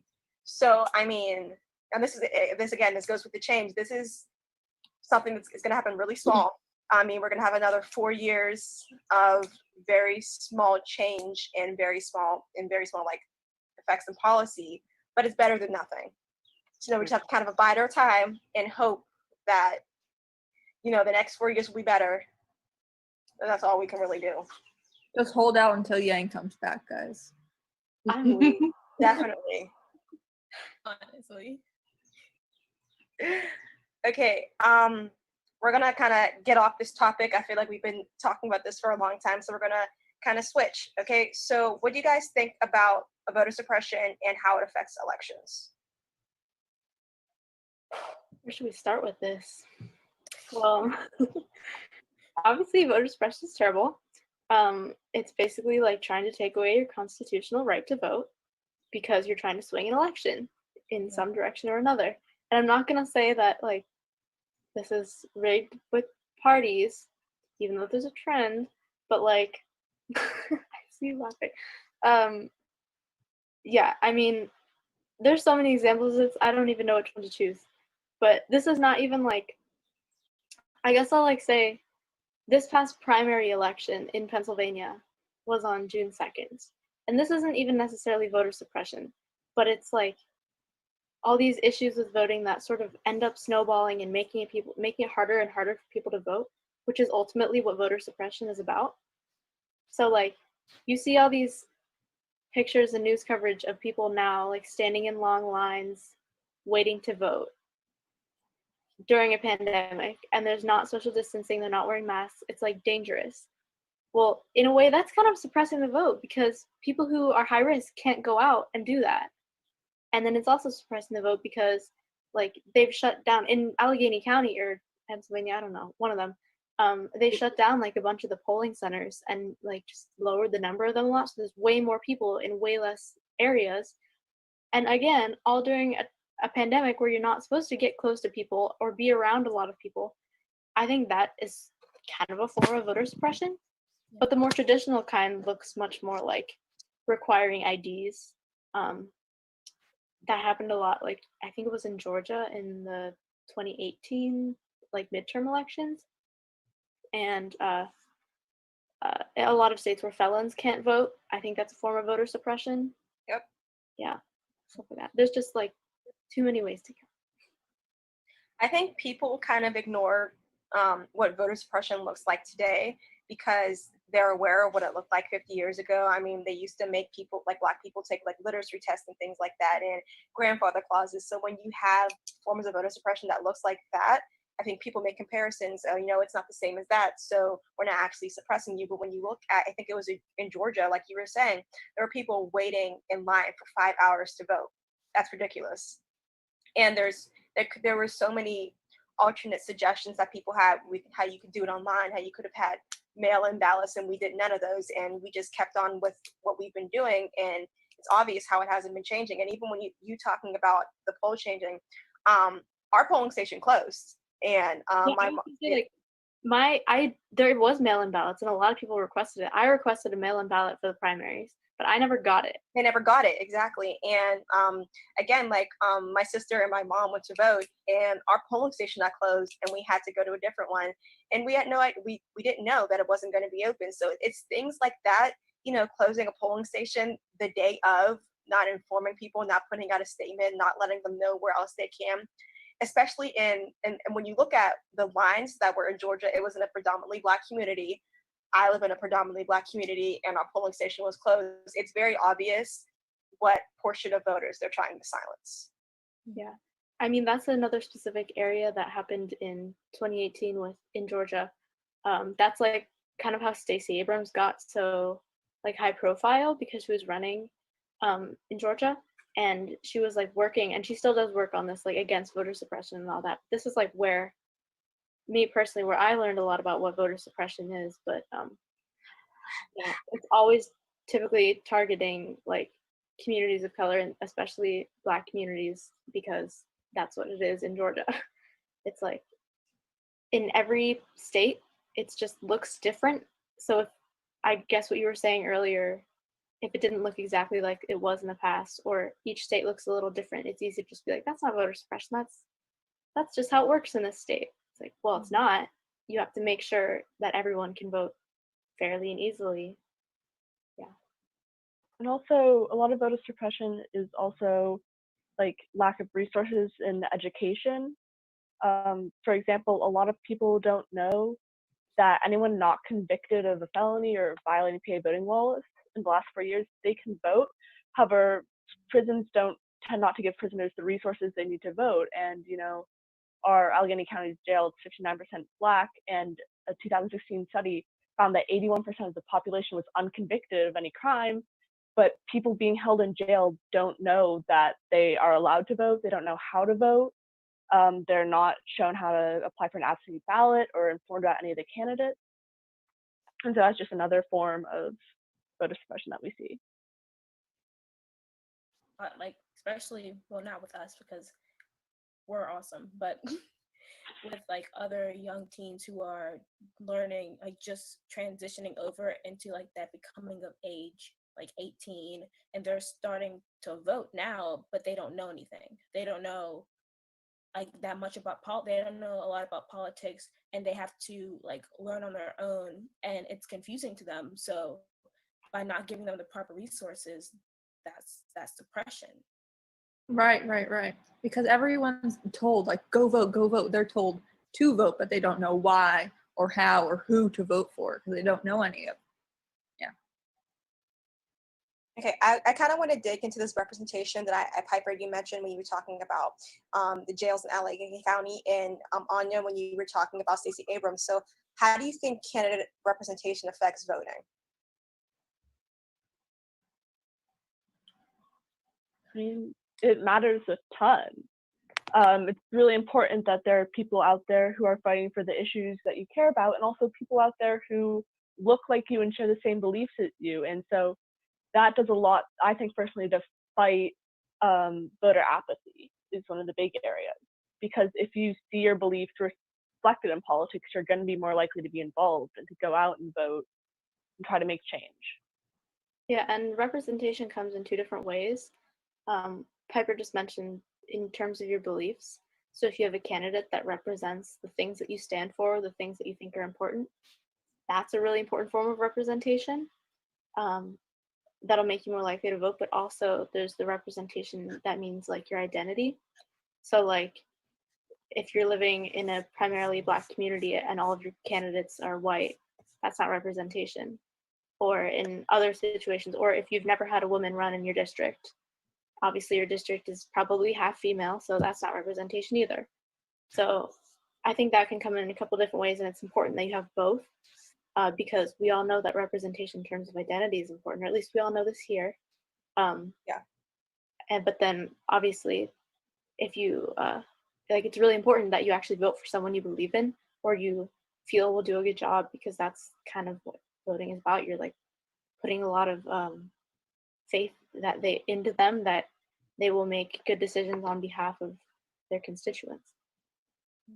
And I feel like representation is especially important to people of color, because I feel like a lot of the times when you look at, especially if you look at Pittsburgh, how segregated it is, it's like you mostly live in areas where you're surrounded by people who look like you. So there's a lot of Black people, there's some mixed people, there's a lot of Latino people, and even a couple of Asian people. So I feel like I'm surrounded by people who look like me and who don't, but we're all people of color, and we feel a lot of the same pains in this country. So when you look at the candidates, just like you said, Anya, that's not representation. Or you look at who they pick to be their vice.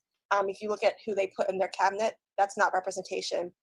When I look at the country and how many people of color are coming in, and how many Black people are living here, and for how long we have, and then we look at the history of the people who have been presidents, the people who hold Senate positions, it's kind of disrespectful. And so when I think of how we want the country to look, how much better we want it to be, I think that starts with having more Black candidates, having more candidates of color, having more diverse cabinets, and not even on just the highest level, we're talking about local levels too, having more judges of color, having more city officials of color. It's important that we see people who look like us, because not only is it important so kids know that they can aspire to do anything and be anything, it's important that that you have people who look like you and who have gone through like the same things as you in a position of power to advocate for you. That's a really important point, because like, even though someone looks like, if they have the same experience as you based on things like your skin tone or your gender or whatever, that's great that there's a way for you to get your voice in the government, and to make sure that those issues specifically are addressed, and things such as, I don't know, maybe the police, no offense, but hold up. Okay, hold on, let me start over. Because there's an overwhelmingly white voice in the police system. And I feel like if we had more voices of color, we could have avoided this, and we could have made sure that police aren't as a whole racist. I'm gonna say, don't get me and Amanda started on this topic. Don't get you were making my face. I know exactly what's going to be. I'm gonna text you. Yeah, so I'm just gonna stop more, because we don't have a ton of time left, so we're just gonna segue to the next question. Okay, guys. What are some ways that we can be civically engaged other than voting? Protest. Yeah. Flyers. Canvassing. Talk to your representative. Be involved in YAG. Social media. YAG. What? Civic. Civic stages. Yes. Civic stages. Gabby, we cannot hear you. Say it again. Issues you care about. Gabby, what did you say? We didn't hear you. I just say yes. Come join Civic stages. Yes. Yes. Anyone in Pennsylvania watching this, please, are they going to put our contact information in this? Again, I don't know. They could. Probably not. If they don't, you can text me 412-592-1023, and you can contact us if you want to be a part of this. Or Instagram. It's called Civic Stage. Yes. Or civicstage.org. That's our website. There's nothing much on it yet. Yeah, and we're getting there, and we're building up, and we're interested in hearing all types of voices from all types of people. As you can see, sitting here right now, we have a diverse panel of women and people of color. So we're open to men. Yes, we are open to men too. If they're cool. Okay, guys, last question. Why is voting important? So you can We need change. Like, have you seen the current state of the country? It's your most it's your main tool to be a citizen that does their duties and all that. Yeah. Get your opinion and your values on paper. Yes. Yeah.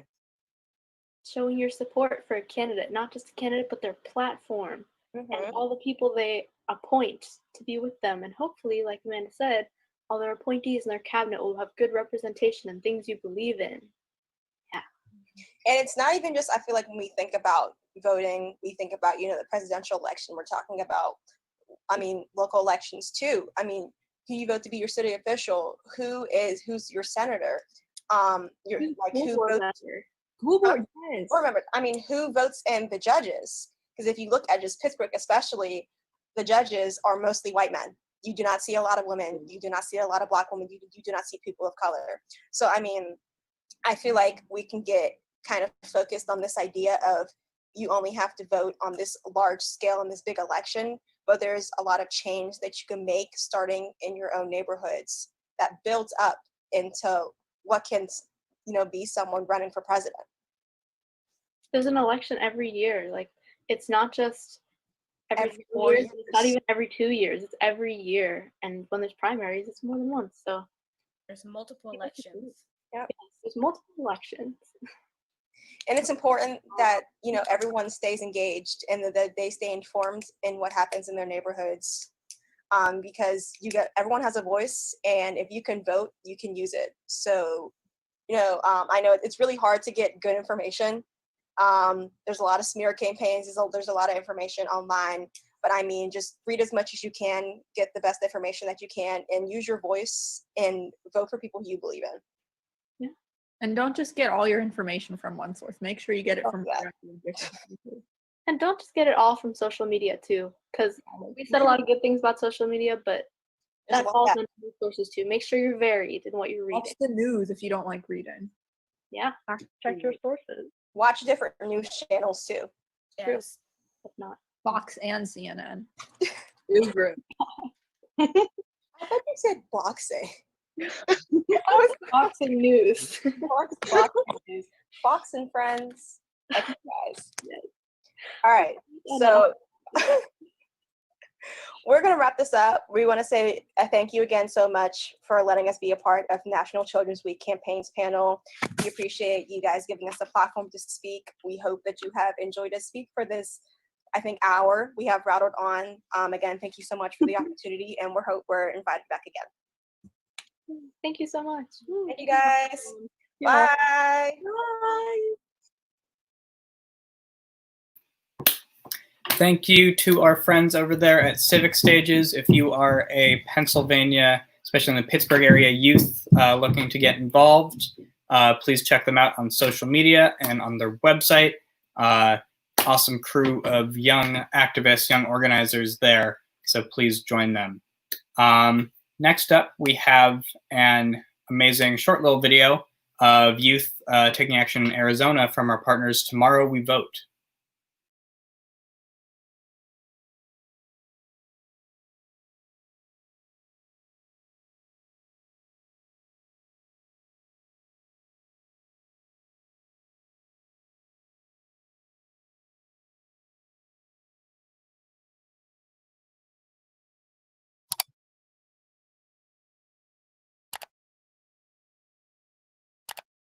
Welcome to National Children's Week, hosted by National Children's Campaign.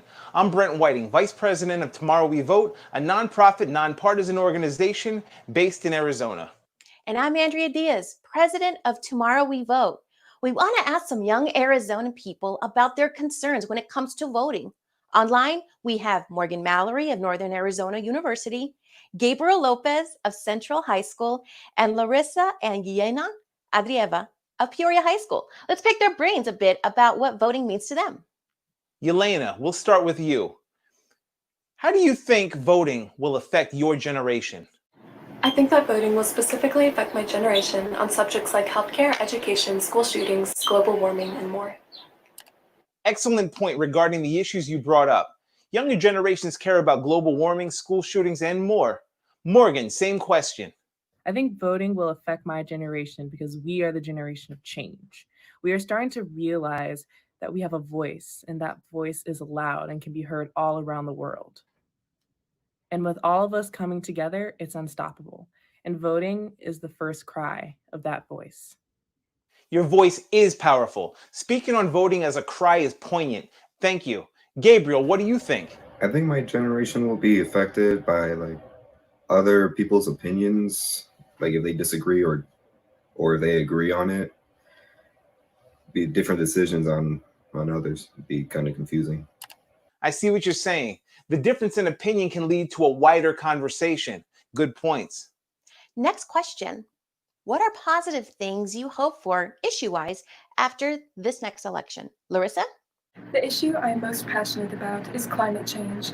I am hoping that the EPA will be given more resources to work with after this election, and I'm hoping measures will be taken to further protect our environment and start switching us over to renewable energy. You're thinking of the future and saving of the planet. We hope so. Great. And Gabriel?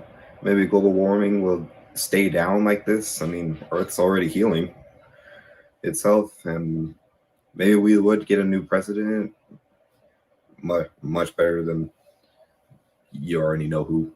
That's your generation speaking, so it's honest. What about you, Helena? After this next election, I'm hoping that the EPA will be given more funding and global warming will be seriously addressed. I also hope that America will accept more refugees and treat them with respect. All you want is peace for elected officials to find solutions to humanity's issues. Good points. Now, last question. What can older generations learn from your generation in regards to voting? Larissa, you're up. I think if people see our generation voting, it may inspire older generations and generations younger than us.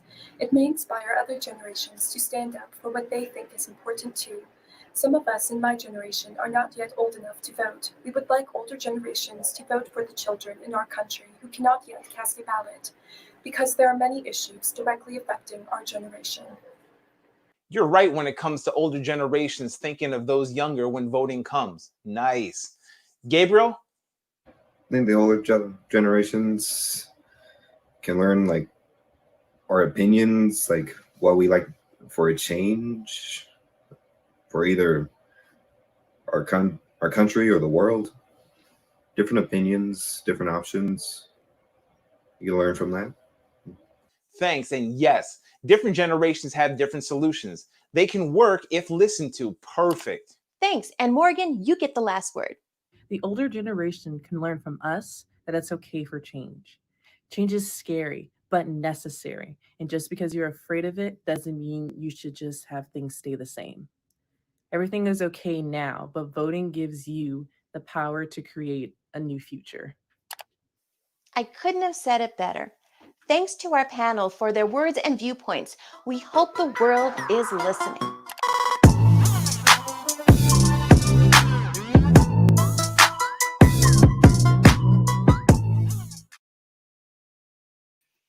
Thank you to our partners Tomorrow We Vote for that amazing video, and for all of the youth speakers who are speaking up about the issues that impact their lives, what they're passionate about, and the changes that they're trying to make to the world right now through voting. Before we move into our next panel, our last one of the day, we do have just some business to attend to. First, again, please check out the Movement for Black Lives Juneteenth actions. Today, obviously, is Juneteenth, and then tomorrow and Sunday as well. They are taking action, taking the streets. There are actions around the country, hundreds of them, so please find one near you. Support, whether that's at home, whether that's in person, but please get involved. Also, again, thank you to our partners for this week. We could not have done this without all of them, and so we're so grateful to them. And yeah, so we are, very grateful to our media partners, especially Parentology, for featuring us all week and featuring our podcast all the time. And then also our partners, Goal 17 Media, for producing our podcast and for making sure that it actually sounds good. If you want to check out our podcast, you can. It's Our Future Now. You can get it on Apple, Amazon, iTunes, Spotify. Anywhere you would listen to podcasts, listen to music, you can listen to our podcast. Please check that out. And so now, without further ado, I give you the last panel of National Children's Week with Jamie Margolin, the co-founder and former executive director of Zero Hour, and Natalie Mebane, our National Children's Campaign co-founder and vice president of public policy and government affairs. This panel is all about finding your why, finding what's important to you, and taking action based on the things that you're most passionate about. Computer. Hi, everyone. I'm Natalie Mebane. I'm the co-founder of the National Children's Campaign and the vice president of government relations and public policy. And today I'm really excited to have with me Jamie Margolin. Hi, I'm so excited to be here too. My name is Jamie Margolin. I'm an 18-year-old climate justice organizer and co-founder of the youth climate justice organization Zero Hour and author of newly released book Youth to Power. And I am excited to dive into some great conversation with you, Natalie. Definitely. Well, thanks for joining us today, Jamie. We're really happy to have you. And some of the things we're going to talk about today in this panel is about how to find your why in terms of why you fight in activism. And so making sure that whatever your reason is of why you do this work, why you advocate for these issues, whether it's education, child poverty, economic security, climate, energy, environment, whichever one that is, closest to your heart. We're just going to go through some of the exercises that I brought Jamie through a couple of years ago in helping her find her why, and making sure that she has that sort of a place of motivation that she'll always keep in terms of doing her work. And I also will be walking through how I came to be an organizer, an activist, a lobbyist, and eventually co-founder of National Children's Campaign. So Jamie, a while ago, it was sometime in 2018, we were chatting about the beginning of your book, Youth to Power, that you were starting to write. You were just kicking off, about to write it. And I know we had a conversation where you were trying to figure out essentially where to start your book, because you really wanted to tell a story that was inspiring to other youth activists and making sure that people knew that they could do it too. And so do you want to tell a little bit about that conversation? And then I'll also walk through the questions that I asked you that day. Yeah, so pretty much I was also struggling to make some decisions regarding to whether or not take a opportunity that I ended up turning down. And the reason is because I was a little lost. I obviously knew that I cared about the climate, I cared about issues, and I wanted to take action on them, but I was a bit kind of flighty in the sense that I didn't have a core grounding why, or I had one, but I didn't realize it and I didn't ground myself in it. It was always there. And so pretty much Natalie talked about how, every person has to have a core reason of why they do the work they do, not like a goal, not like, oh, I want to organize a march or I want to write a book or whatever, but like a core grounding reason that, all of your, the actions that you do are a strategy to get to that why, and it's like something that pretty much never changes and is rooted in who you are. And we ended up figuring out that for me, protecting the Pacific Northwest, my future, and also the environment in Colombia, my family's home country, is part of my why. All these reasons of why I fight for what I do. And then I ended up making the first chapter, I'm holding it upside down. The first chapter of my book ended up being based off of Natalie's advice. And so she guided me through a few questions of, and I'll let her guide you through them right now, of, why are you doing the work that you do? And what ends up happening, and what's great about this, is that once you're grounded in your why, that it makes it easier for you to know when to say yes to things, when to say no to things, and what to pursue. Because if what is being given to you does not help you achieve your why, or does not serve your why, then it's probably not something that you should be doing. And that's what made me eventually turn down the specific opportunity I was offered, is because while it was flashy, it didn't actually help serve my why. And so I ended up wanting to center more into it, and it's really helped me make the right decisions while I organize. So I'll let Natalie walk you guys through those questions. Definitely. Well, definitely. So just a few of the questions that Jamie and I discussed that day, and that I have found have been helpful to me in terms of always making sure I'm on the right path that I want to be for my work, for my activism, for my career. And so if you had Jeff Bezos' money, since he's the, richest man in the world, what would you still set your alarm for to wake up to each day? And so you can imagine, if somebody has as much money as Jeff Bezos, they can pretty much do whatever they want. Anytime, any way that they spend their time, it's because that is how they would like to spend their time at that given moment. that is the way that they would like to spend their day, because really they don't have to do anything. And so if there's still one thing that you would wake up early for in the morning to do, even if you didn't have to. So this is that thing that you would just do because it brings you joy.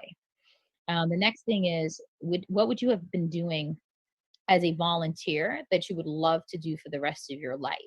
And so sometimes you kind of find what you're meant to do in your career by actually doing it as a volunteer at first. You just do it because you truly like it.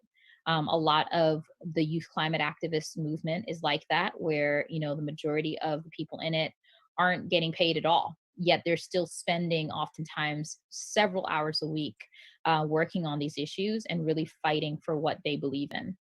And Yeah, then I another, founded 0 Hour Unpaid, you know, oh yeah, completely unpaid. I was, you know, devoting hours and hours, more than just a couple hours a week. It was actually constant work, and it was completely unpaid. And it still is, for the most part, completely unpaid.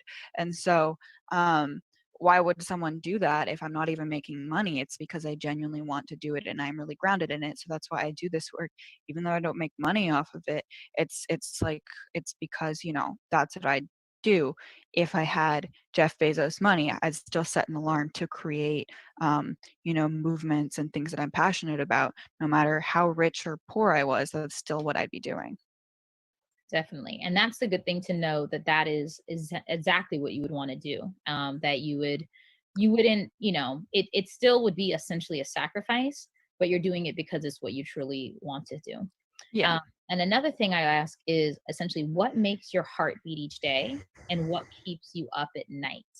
And so the reason why I ask that is, what keeps your heart beating each day is essentially that thing that it gives you hope. It makes you can't imagine not doing it. It's something that excites you, that keeps you going. And the thing that keeps you up at night, that's this thing that you can't get it off your mind. No matter what you do, it's too much on your mind for you to not do it. It's the thing that can maybe keep you up at night because you're worried, such as, you know, climate change, right? That's something that keeps up a lot of people at night. Or it could just be the excitement of waking up tomorrow to be able to go do whatever it is that you love doing. And so I find that is common for me, where if I'm thinking about a problem in the world or something that I'm working on, it will usually be the kind of problems that keep me up at night. And then really, when you have found the answer to those questions is when you know exactly what you're meant to do. If you can answer those questions easily, and if it becomes very common to you in terms of what the answers are, you're probably on the right path to figuring out what type of career you're going to have in the future. And you can feel free to add in anything, Jay. Yeah, I think for me, like, this isn't only to find out what your career is, but also more abstract things that I talked with Natalie about, how you plug into, like, for example, the movement. You know, I spoke with Natalie, and she was like, what would you do if you had Jeff Bezos money? What would you wake up for? What can't you wake up to do in the morning? And I had a one word answer, is to create. I love to create things, whether that be to create movements, create stories. Like, I'm just, ever since I was little, you know, my family found an old camcorder of, like, me just making up stories to tell my parents when I was 4, and that's just, like, in my blood. And so you know, later that translate into how I help the movement, how I help the causes that I care about. So you can also use this tactic to feel like where you plug in. So, you know, like, okay, I really care about this issue and this is what I want to work in this field, but how do I plug into this and how do I do that? You can also use these questions to help you. For me, I realized that, you know, I'm someone who's incredibly creative, who likes to take an idea and make it happen, and who also loves to tell stories and use storytelling to do pretty much everything. And that's just in my bones and it's natural. Also, I think another thing is, like, I don't know if your family ever recorded you doing stuff when you were little, but, like, if there's things that they remember that you did when you're little that you still do today. For example, for me, I was always telling stories and writing things or trying, like, I wouldn't even know what I was saying, but I just felt the need to just tell stories. And I was 4. I was just, you know, like, baby blubbering stories, but that was in my bones. So you can also use these to find what your role is within a field that you know that you want to go into. So these questions, and it's also great, you don't just have to do this exercise once. It's good to just check in with yourself and think about, like, am I living, I understand that not everyone, can have the privilege to live doing what they would do if they were rich all the time, but just in general, just a general check-in with yourself of just like, am I doing what I would do if I didn't have to do anything else? Am I doing what I would do as a volunteer for the rest of my life? Like, just check in with yourself as well. I didn't think about that also, is what is it that your parents videotaped you doing when you were a kid that you just did for fun? That's really interesting to think about how that is realistic in terms of what you'll end up doing later. When I was a little kid, my sister and I used to make little skits and plays. Well, really, she would make them. I was just told what to do. Like, she was the star, the director, the writer, and she would make these skits and I'd be in them, right? And my dad would videotape them for us. And they'd be like total stories, long stories of us going on adventures and all these things. Anyway, she later on went on to be an acting major. And so and then when you think about that, you're right. This is just what she was doing for fun at like 6 years old. That was super fun for her and fun for me too, because I was, we were just playing. When I think about what I used to do as a kid when I was around that age, is all I ever wanted to do. I just wanted to like wander in the woods, and I would always be at like nature camp when I was like 5 and 6, and always wanting to go on hikes. And I would always start complaining every time I noticed like a tree was cut down. I would start just like screaming and just being really annoying. And forests would get cut down, and I'd get Me so too. mad. I would like yell at people who would drop like their cigarette in the sand when I would walk on the beach. Like, I would get aggressive as a child. Yes. So I was at the park earlier today, and a woman grabbed these have this section of roses, and they're beautiful, the most perfect roses you can imagine. And for whatever reason, she decided she didn't want these roses to live, and she, for one, set it on a vine. She grabbed it and just started pulling it apart and dropping the petals. I had no idea why. This was the weirdest thing I'd seen. Anyway, I definitely shouted at her, "Stop stealing the roses," at like the top of my lungs. And that was like 2 hours ago. And I did the same thing last week to some people that were about to mess with the roses, and I shouted at them. I don't work there. I'm not the ranger. But so yes. So anyway, so I think what's one thing is that you can see that your passions are going to live on no matter what you do. And that it's part of who you are. And so, Jamie, in terms of, you going through those questions, what would you say the answer is to those questions that we asked? The answer for me to those questions that we asked, so in terms of issues, like okay, so I guess I'll start from last to first. The last question that you asked was like, what keeps you up at night? Like, what can't you stop thinking about? What makes my heart beat, like I guess in a bad way, in a fearful way. For me, one is like, I could never get like the climate crisis off my mind, and just like the fact that things are being destroyed, that just there's so much injustice, like that actually literally keeps me up at night. Another thing, and this is another cause that I fight for, it's not that it keeps me up at night, but it's just constantly in the back of my mind. It's just all of the ways that the LGBT community is like subtly or not so subtly like constantly undermined. I just see it just heightened for me. Context, I'm gay. It's like just otherwise it wouldn't make sense to people. It's just seeing like, I don't know, like lack of representation, all of these constant microaggressions and macroaggressions, if that's what they're called. It's just kind of like, I see it everywhere, because even though like straight people would be blind to it, because that's just a blind spot that you have if you're privileged in an area, it keeps me up at night, and it literally affects me in every aspect of my life.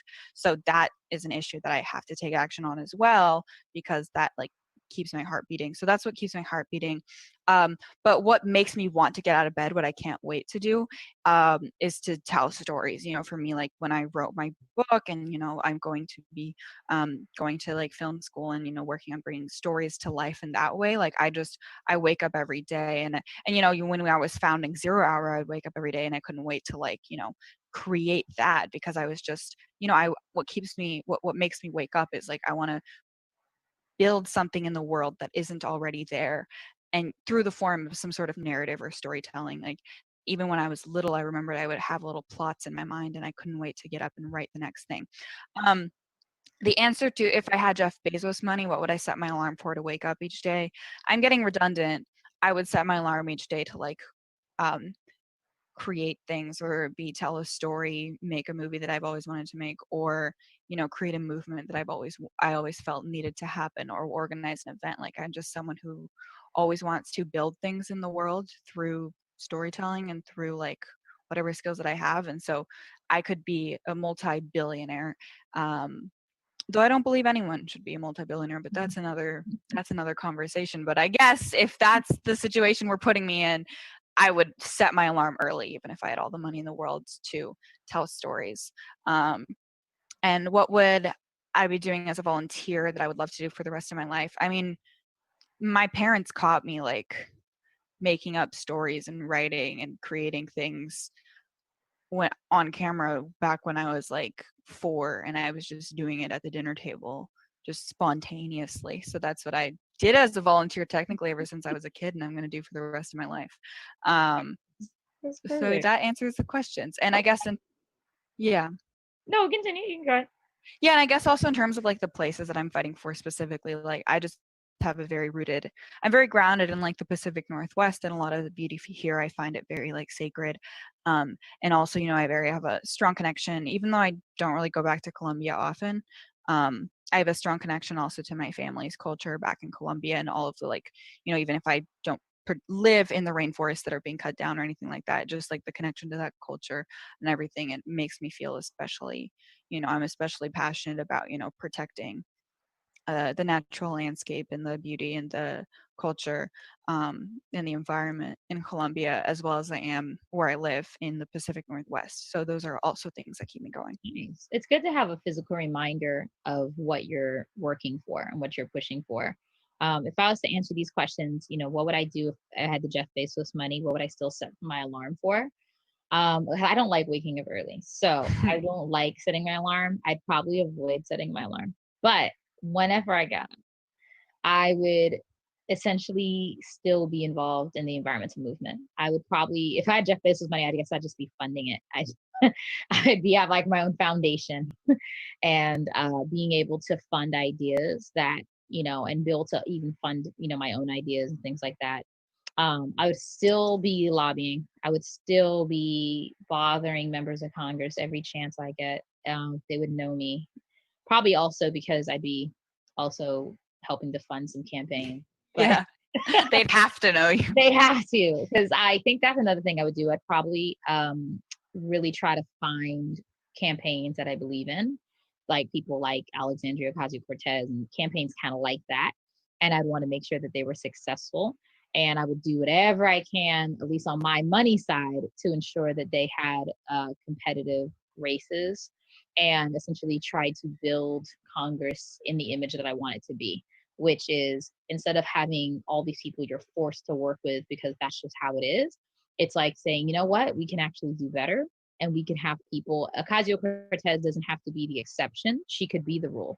And if we know that people like her need to be elected in order to move us in the place we need to policy-wise for the climate, for the world, not just for climate, but just for the functionality of our world, I would probably devote all my time to shaping Congress exactly the way I want it to be.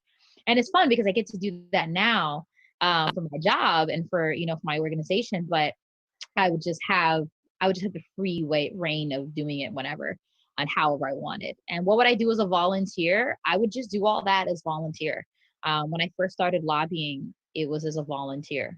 I decided after my first time lobbying, which was November 5th, 2007, at the Power Shift Network conference. It was my first conference where I discovered grassroots organizing, discovered the whole movement actually is when I was a youth climate activist myself. And really seeing adults that were doing exactly what I wanted to do, that were already like inspirational people in the field. One of those people is Reverend Yearwood. He was one of the speakers at Power Shift Network one of the nights, the first night I was there, the Friday, and seeing him speak and really showing that this is the movement that I was joining. He was the founder and is the founder of Hip Hop Caucus. So, and it's great to see him now and work with him now in the field as, you know, somebody in the field with him. But at the time I was this, you know, youth climate activist, not sure what I wanted to do, but knowing that I wanted to do that. So I'm happy to be able to do that. And then in terms of what makes my heart beat each day and keeps me up at night, knowing that these are the good old days that we're going to be telling the next generation's about. Knowing that we're going to be talking about before we hit 1.5 degrees. Knowing that we're going to be telling kids who are either being born as we speak, like right now, or who will be born in a few years, or who are little kids right now, what the world was like before we had hit 2 degrees. And that, to me, it makes my heart beat, but it also keeps me up at night, because I feel like we have to sort of hold on almost to the world that we have today, because we know that it's changing so fast with climate change. And my fear is being able to tell folks like, yeah, there was a time when we could go to the beach. Like, there was a time when there were fish to catch, and feeling sad that that's not there anymore. And then finally, the last part is, I guess those are all the questions. Like, what would I do as a volunteer? The same thing I'm doing now. And if I had to visualize my why, if I had to say, what does my why look like? My background right now is my why. My background is Store Bay, Tobago. My mom is from Trinidad and Tobago, and Store Bay is one of the beaches that I grew up going to since I was a little kid, some of my earliest memories. And it's the place that always feels like home. And watching it get eaten by sea level rise, watching it get eroded, watching it change, and knowing that I can't lose the one thing that is my favorite place. And so it's one of my reminders. One of the reasons I actually have it as my background, it's a constant reminder of exactly what I'm doing. So when I'm on Zoom calls all day, I get to physically see my why on every call and remind myself, even if I'm tired after 9 hours of calls, that there's for a reason. So just a little background on our why. And then moving forward in terms of, now that we sort of found our whys, how do you feel like you're living that why today, Jamie? I feel like I'm living my why today. I think through the work I do with Zero Hour, so there's 2 different whys that I feel like I'm living. And one that I only recently started living. I guess the why in terms of the issues that keep me up at night, I feel like, through my work with Zero Hour, I'm constantly taking climate action and fighting for climate justice. And, it feels a little less like that when I'm in quarantine, because, I'm limited. Like, I can't actually like be in community with people and like physically lobby, physically, things that I feel like when I really feel like I'm doing something. But even now, I'm consistently like taking action. So when I see bad stuff happen in the news around the climate, I'm like, well, at least I'm doing my part and I'm doing everything that I can, and consistently mobilizing and organizing people. So that's how I feel like I'm living out my why in terms of the fact that the climate crisis keeps me up at night. I'm also living out my why in the sense that, being creative and being a storyteller, and also like the why of like LGBT rights and like my community.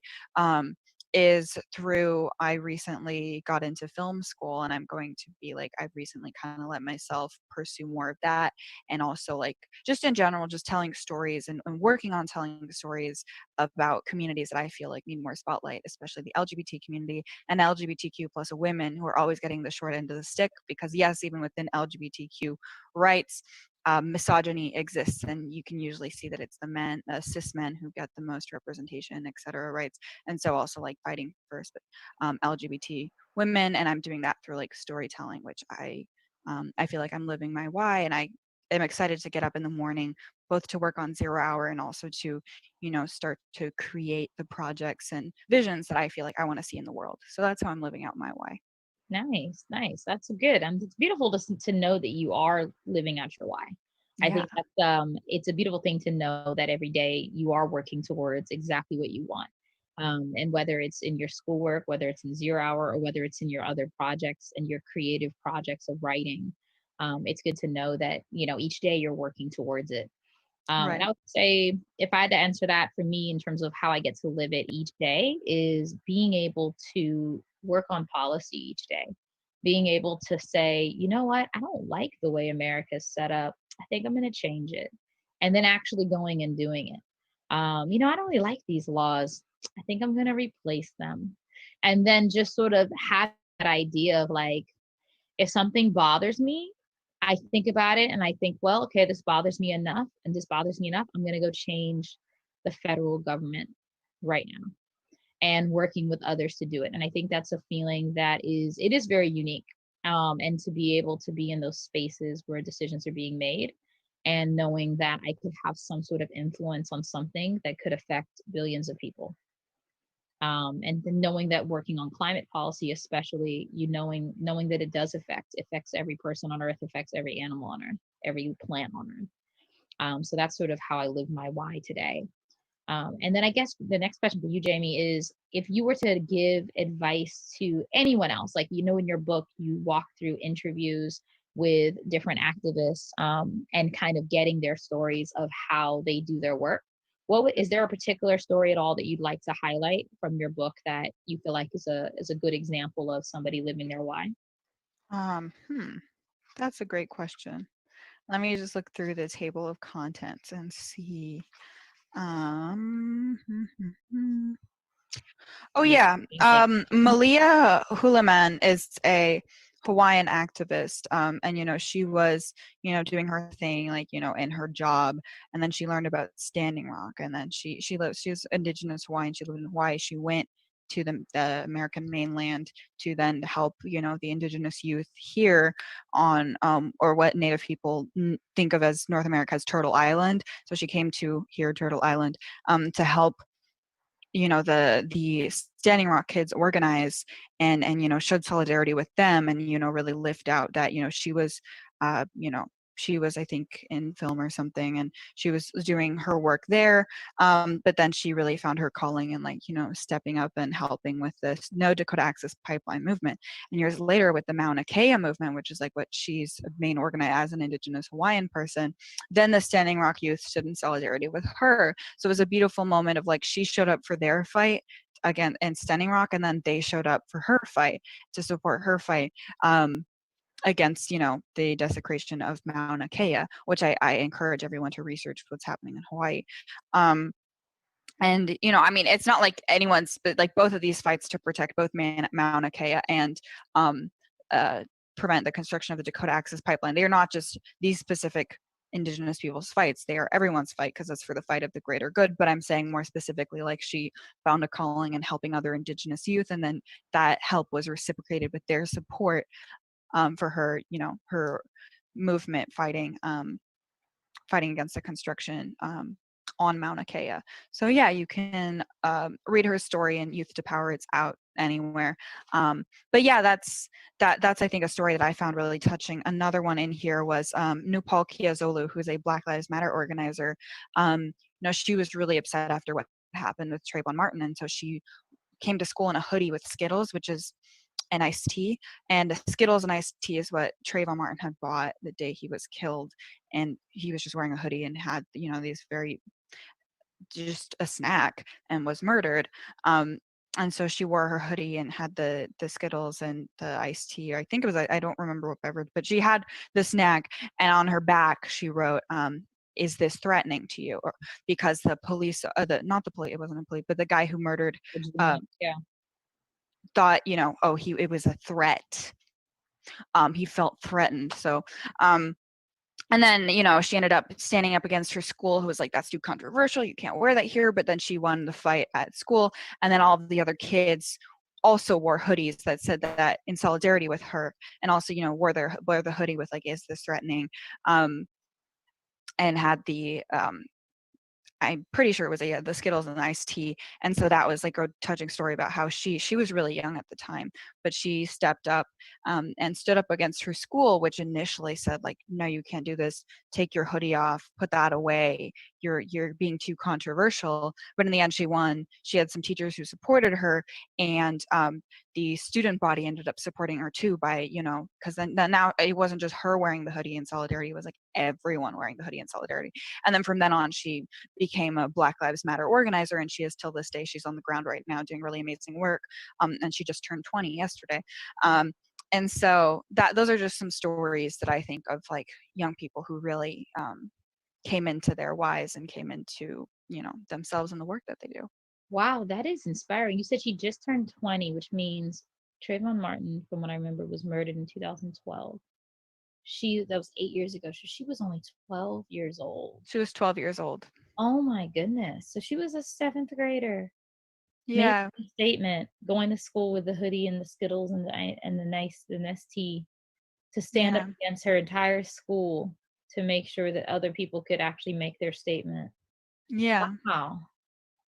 And now, as you can see, becoming an activist at a young age, mobilized at age 12, and is now in the moment that we're in now with the As a Black happening. woman organizer in Yeah, the Black and with Lives Matter movement. with the rebellion happening now, with the movement for Black Lives, and everyone on the streets and demanding, you know, the movement for Black Lives demands.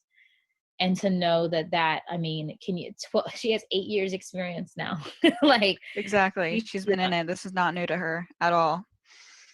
Wow. Well, that's, I mean, thank you for sharing those, because I think it is good Yeah. to show that whatever the issue it is that motivates you, that gets you up in the morning, you know, she found hers of what gets her up in the morning and what keeps her up at night, especially now with things moving so quickly in response to the murder of George Floyd, and people really mobilizing for actual justice and a complete overall, hopefully, of the system that we have.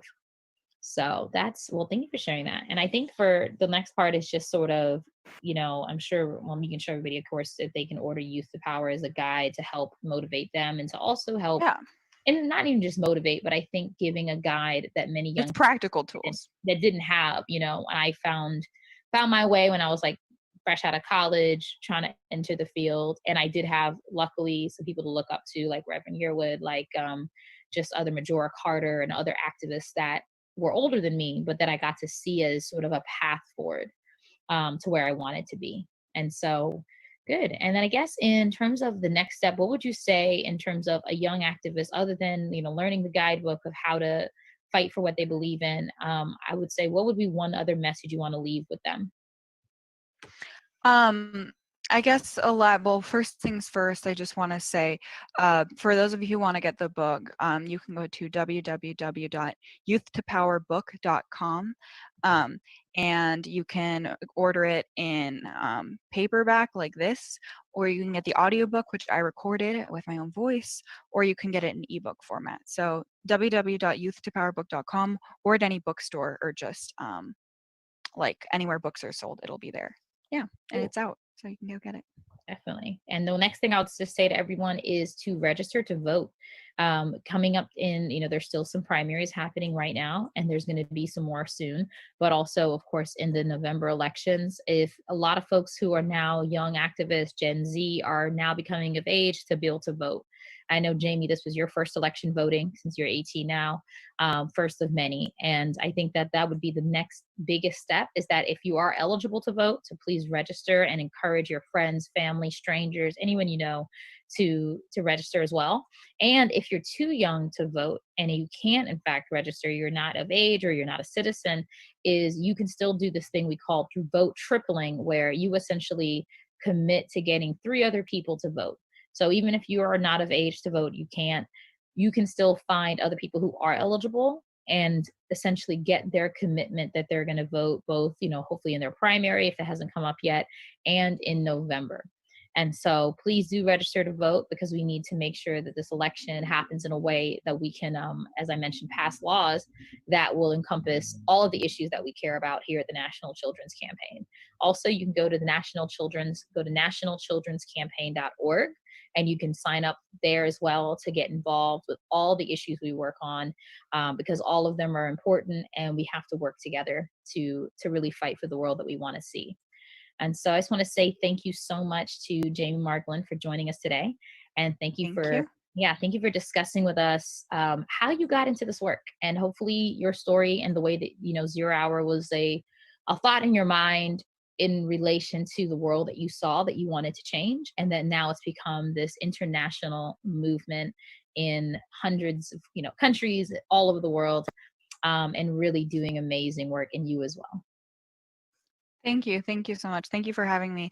And also, one last real quick thing, if you want to get involved with 0 Hour, the youth climate movement, you can go to thisis0hour.org, or follow us on social media. It's just the @ this is 0 Hour on all socials, if you want to plug into the youth climate movement. Definitely. Well, thanks so much, everybody. And I hope everybody has enjoyed National Children's Week. We're really happy to have you with us this whole week. Thank you.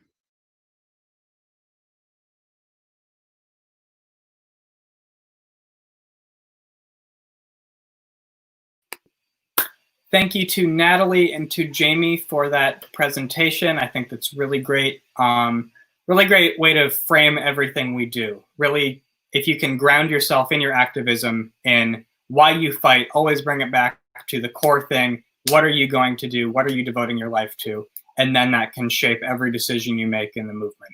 So please check that out.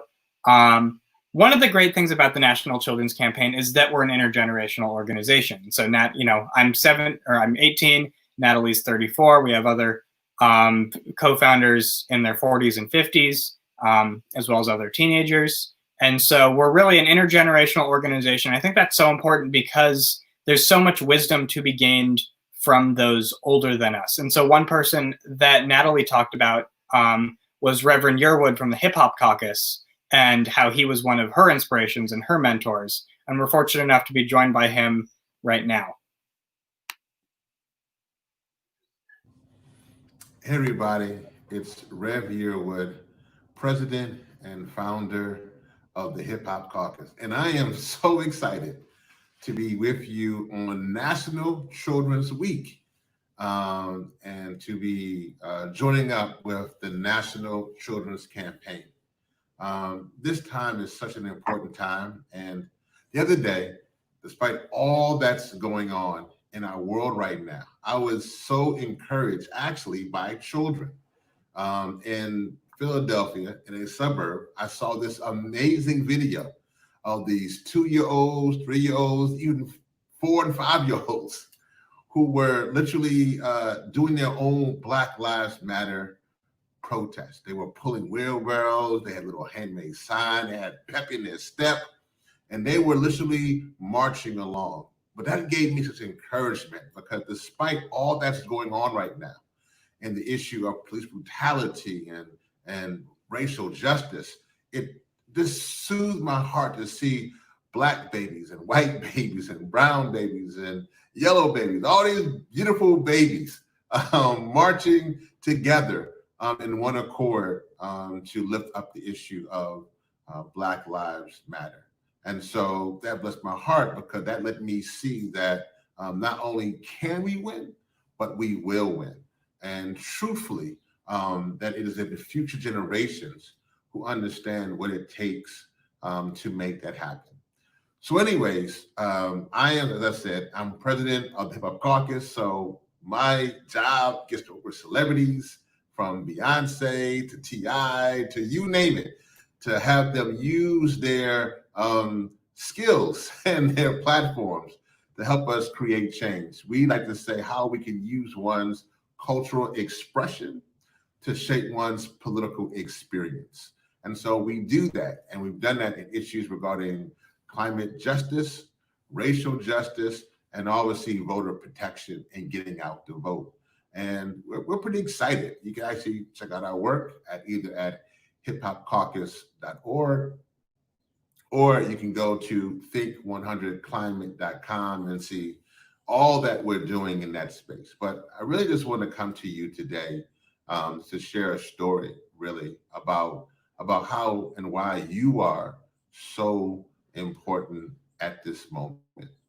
I'm originally actually from the great state of Louisiana, and some of you were probably too young, actually, which is kind of funny now to think about it. It shows how fast time goes. But some of you might be too young to know that 15 years ago, we had Hurricane Katrina. And Hurricane Katrina devastated the Gulf Coast and devastated my home state of Louisiana, and particularly devastated the city of New Orleans. Many people lost their lives in that situation. And in that process, we have been recovering and trying to figure out how we can particularly transition from fossil fuels to clean energy, just literally make our world a better place so we can have clean air and clean water. And so as we approach that milestone, that took place actually on August 29th of 2005, when actually it hit New Orleans. We look back upon that time frame, and it's interesting, a little bit of a history lesson here. On August 28th of 1963. We look back at a time frame where Dr. King gave his I Have a Dream speech. And in that speech, he talked about how one day we would not be judged by the color of our skin, but the content of our character. And to do that, it's going to take all of us coming together to be you. And this is where young people had so important. I mentioned earlier, those young people who were carrying their wheelbarrow at the beginning of this story. It's also young people like you who really make up our movement. And we need you to use your skills, use your ability to ensure that we are connecting the dots. You know, I know it's a tough time. Many of you have been going through situations with COVID-19 and now things with racial justice and the climate crisis and hear about immigration, and it's a lot to take in. I mean, it's a lot to take in, but it's always been a lot. And we need you to continue to be good students, to learn these things, and more importantly, to use your skills to create a better world. That's ultimately what we want. We want a place where all of us can be together. Black, white, brown, red, male, female, humans, all of us. We can all be together. That's our ultimate goal in this process. But it takes you literally doing the work. And that's why I love this conversation. I'm appreciative that this is National Children's Week, a week when we can actually celebrate young people and children and just make sure they have what they need so that when we get to a point in history that you're not going through the same things. That's something that we need to ensure. So let me say this in the work that we do. I hope that as we use a lot of the fun things with hip hop and culture and poetry and music, you use those same things too. Use your art. My hat says it here. It's the role of the artist is to make the revolution irresistible. That's your job too.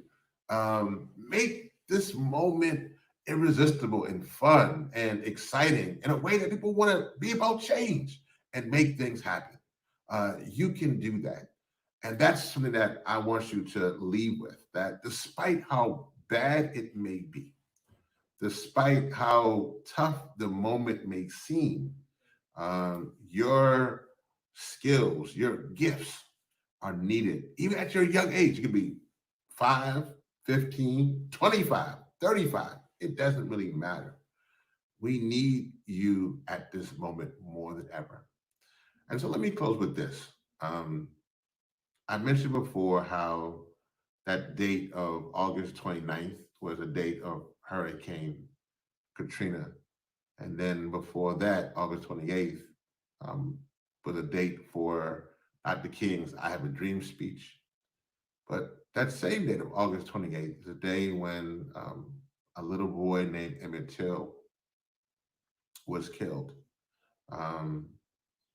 almost 65 years ago.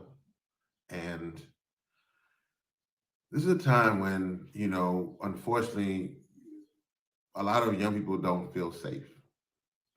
And we can change that so that that combination of all these things regarding justice can be something that we can achieve.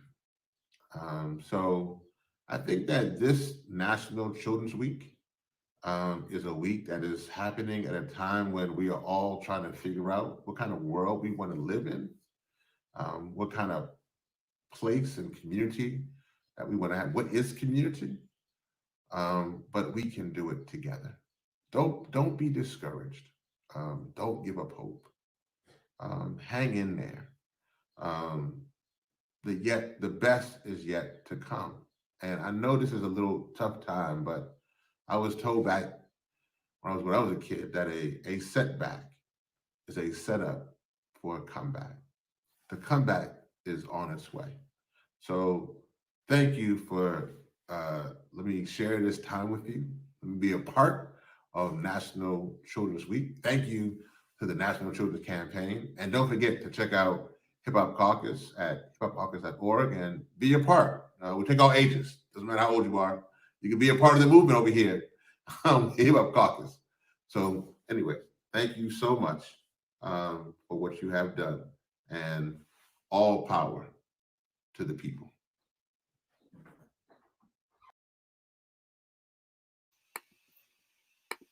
Thank you to Reverend Yearwood for that.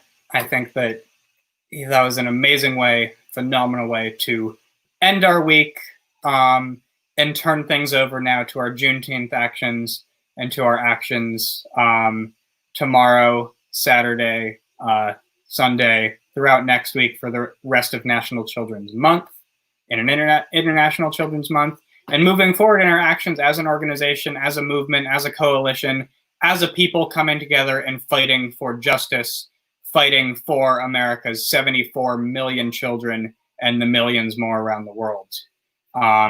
So thank you all so much for joining us. Every single panel, every single live stream from this entire week are available archived on our YouTube and on our Facebook. It's just National Children's Campaign. So please go check those out. If you missed anything, we have some great content, and really please check it out. It's very valuable for people, whether they've been activists for years, whether they're just getting involved for the first time.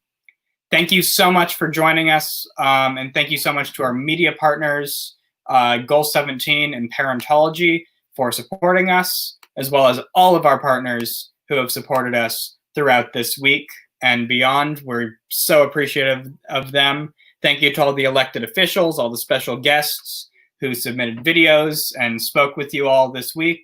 We're so grateful for them. Please, of course, please go support and join in, find a protest, find a virtual event, a physical event in your community from the Movement for Black Lives. You can go to 619.com. Happy Juneteenth. Thank you all for fighting, for being in this fight with us. We are so appreciative of you. Be sure to check out our podcast, Our Future Now, the official podcast of the National Children's Campaign, hosted by myself and Natalie Mebane, one of our co-founders. And please be sure to register to vote, bit.ly/strike-then-vote. It's on the screen right now. Like I said, please support the Movement for Black Lives at 619.com. And please check us out on all the social medias, Twitter, Instagram, Facebook, YouTube, LinkedIn. We're just at National Children's Campaign on every single one, with the exception of Twitter. We are just the NCC. So please check us out on all there. And lastly, please visit nationalchildrenscampaign.org. Join our fight. We want you on our team. We want you in this movement with us. We need you. We appreciate you. We love you. We need you in this fight on behalf of America's children. Please get involved. Join us. Thank you so much for joining us this week and for all of our events. Be sure to check out the other ones you missed.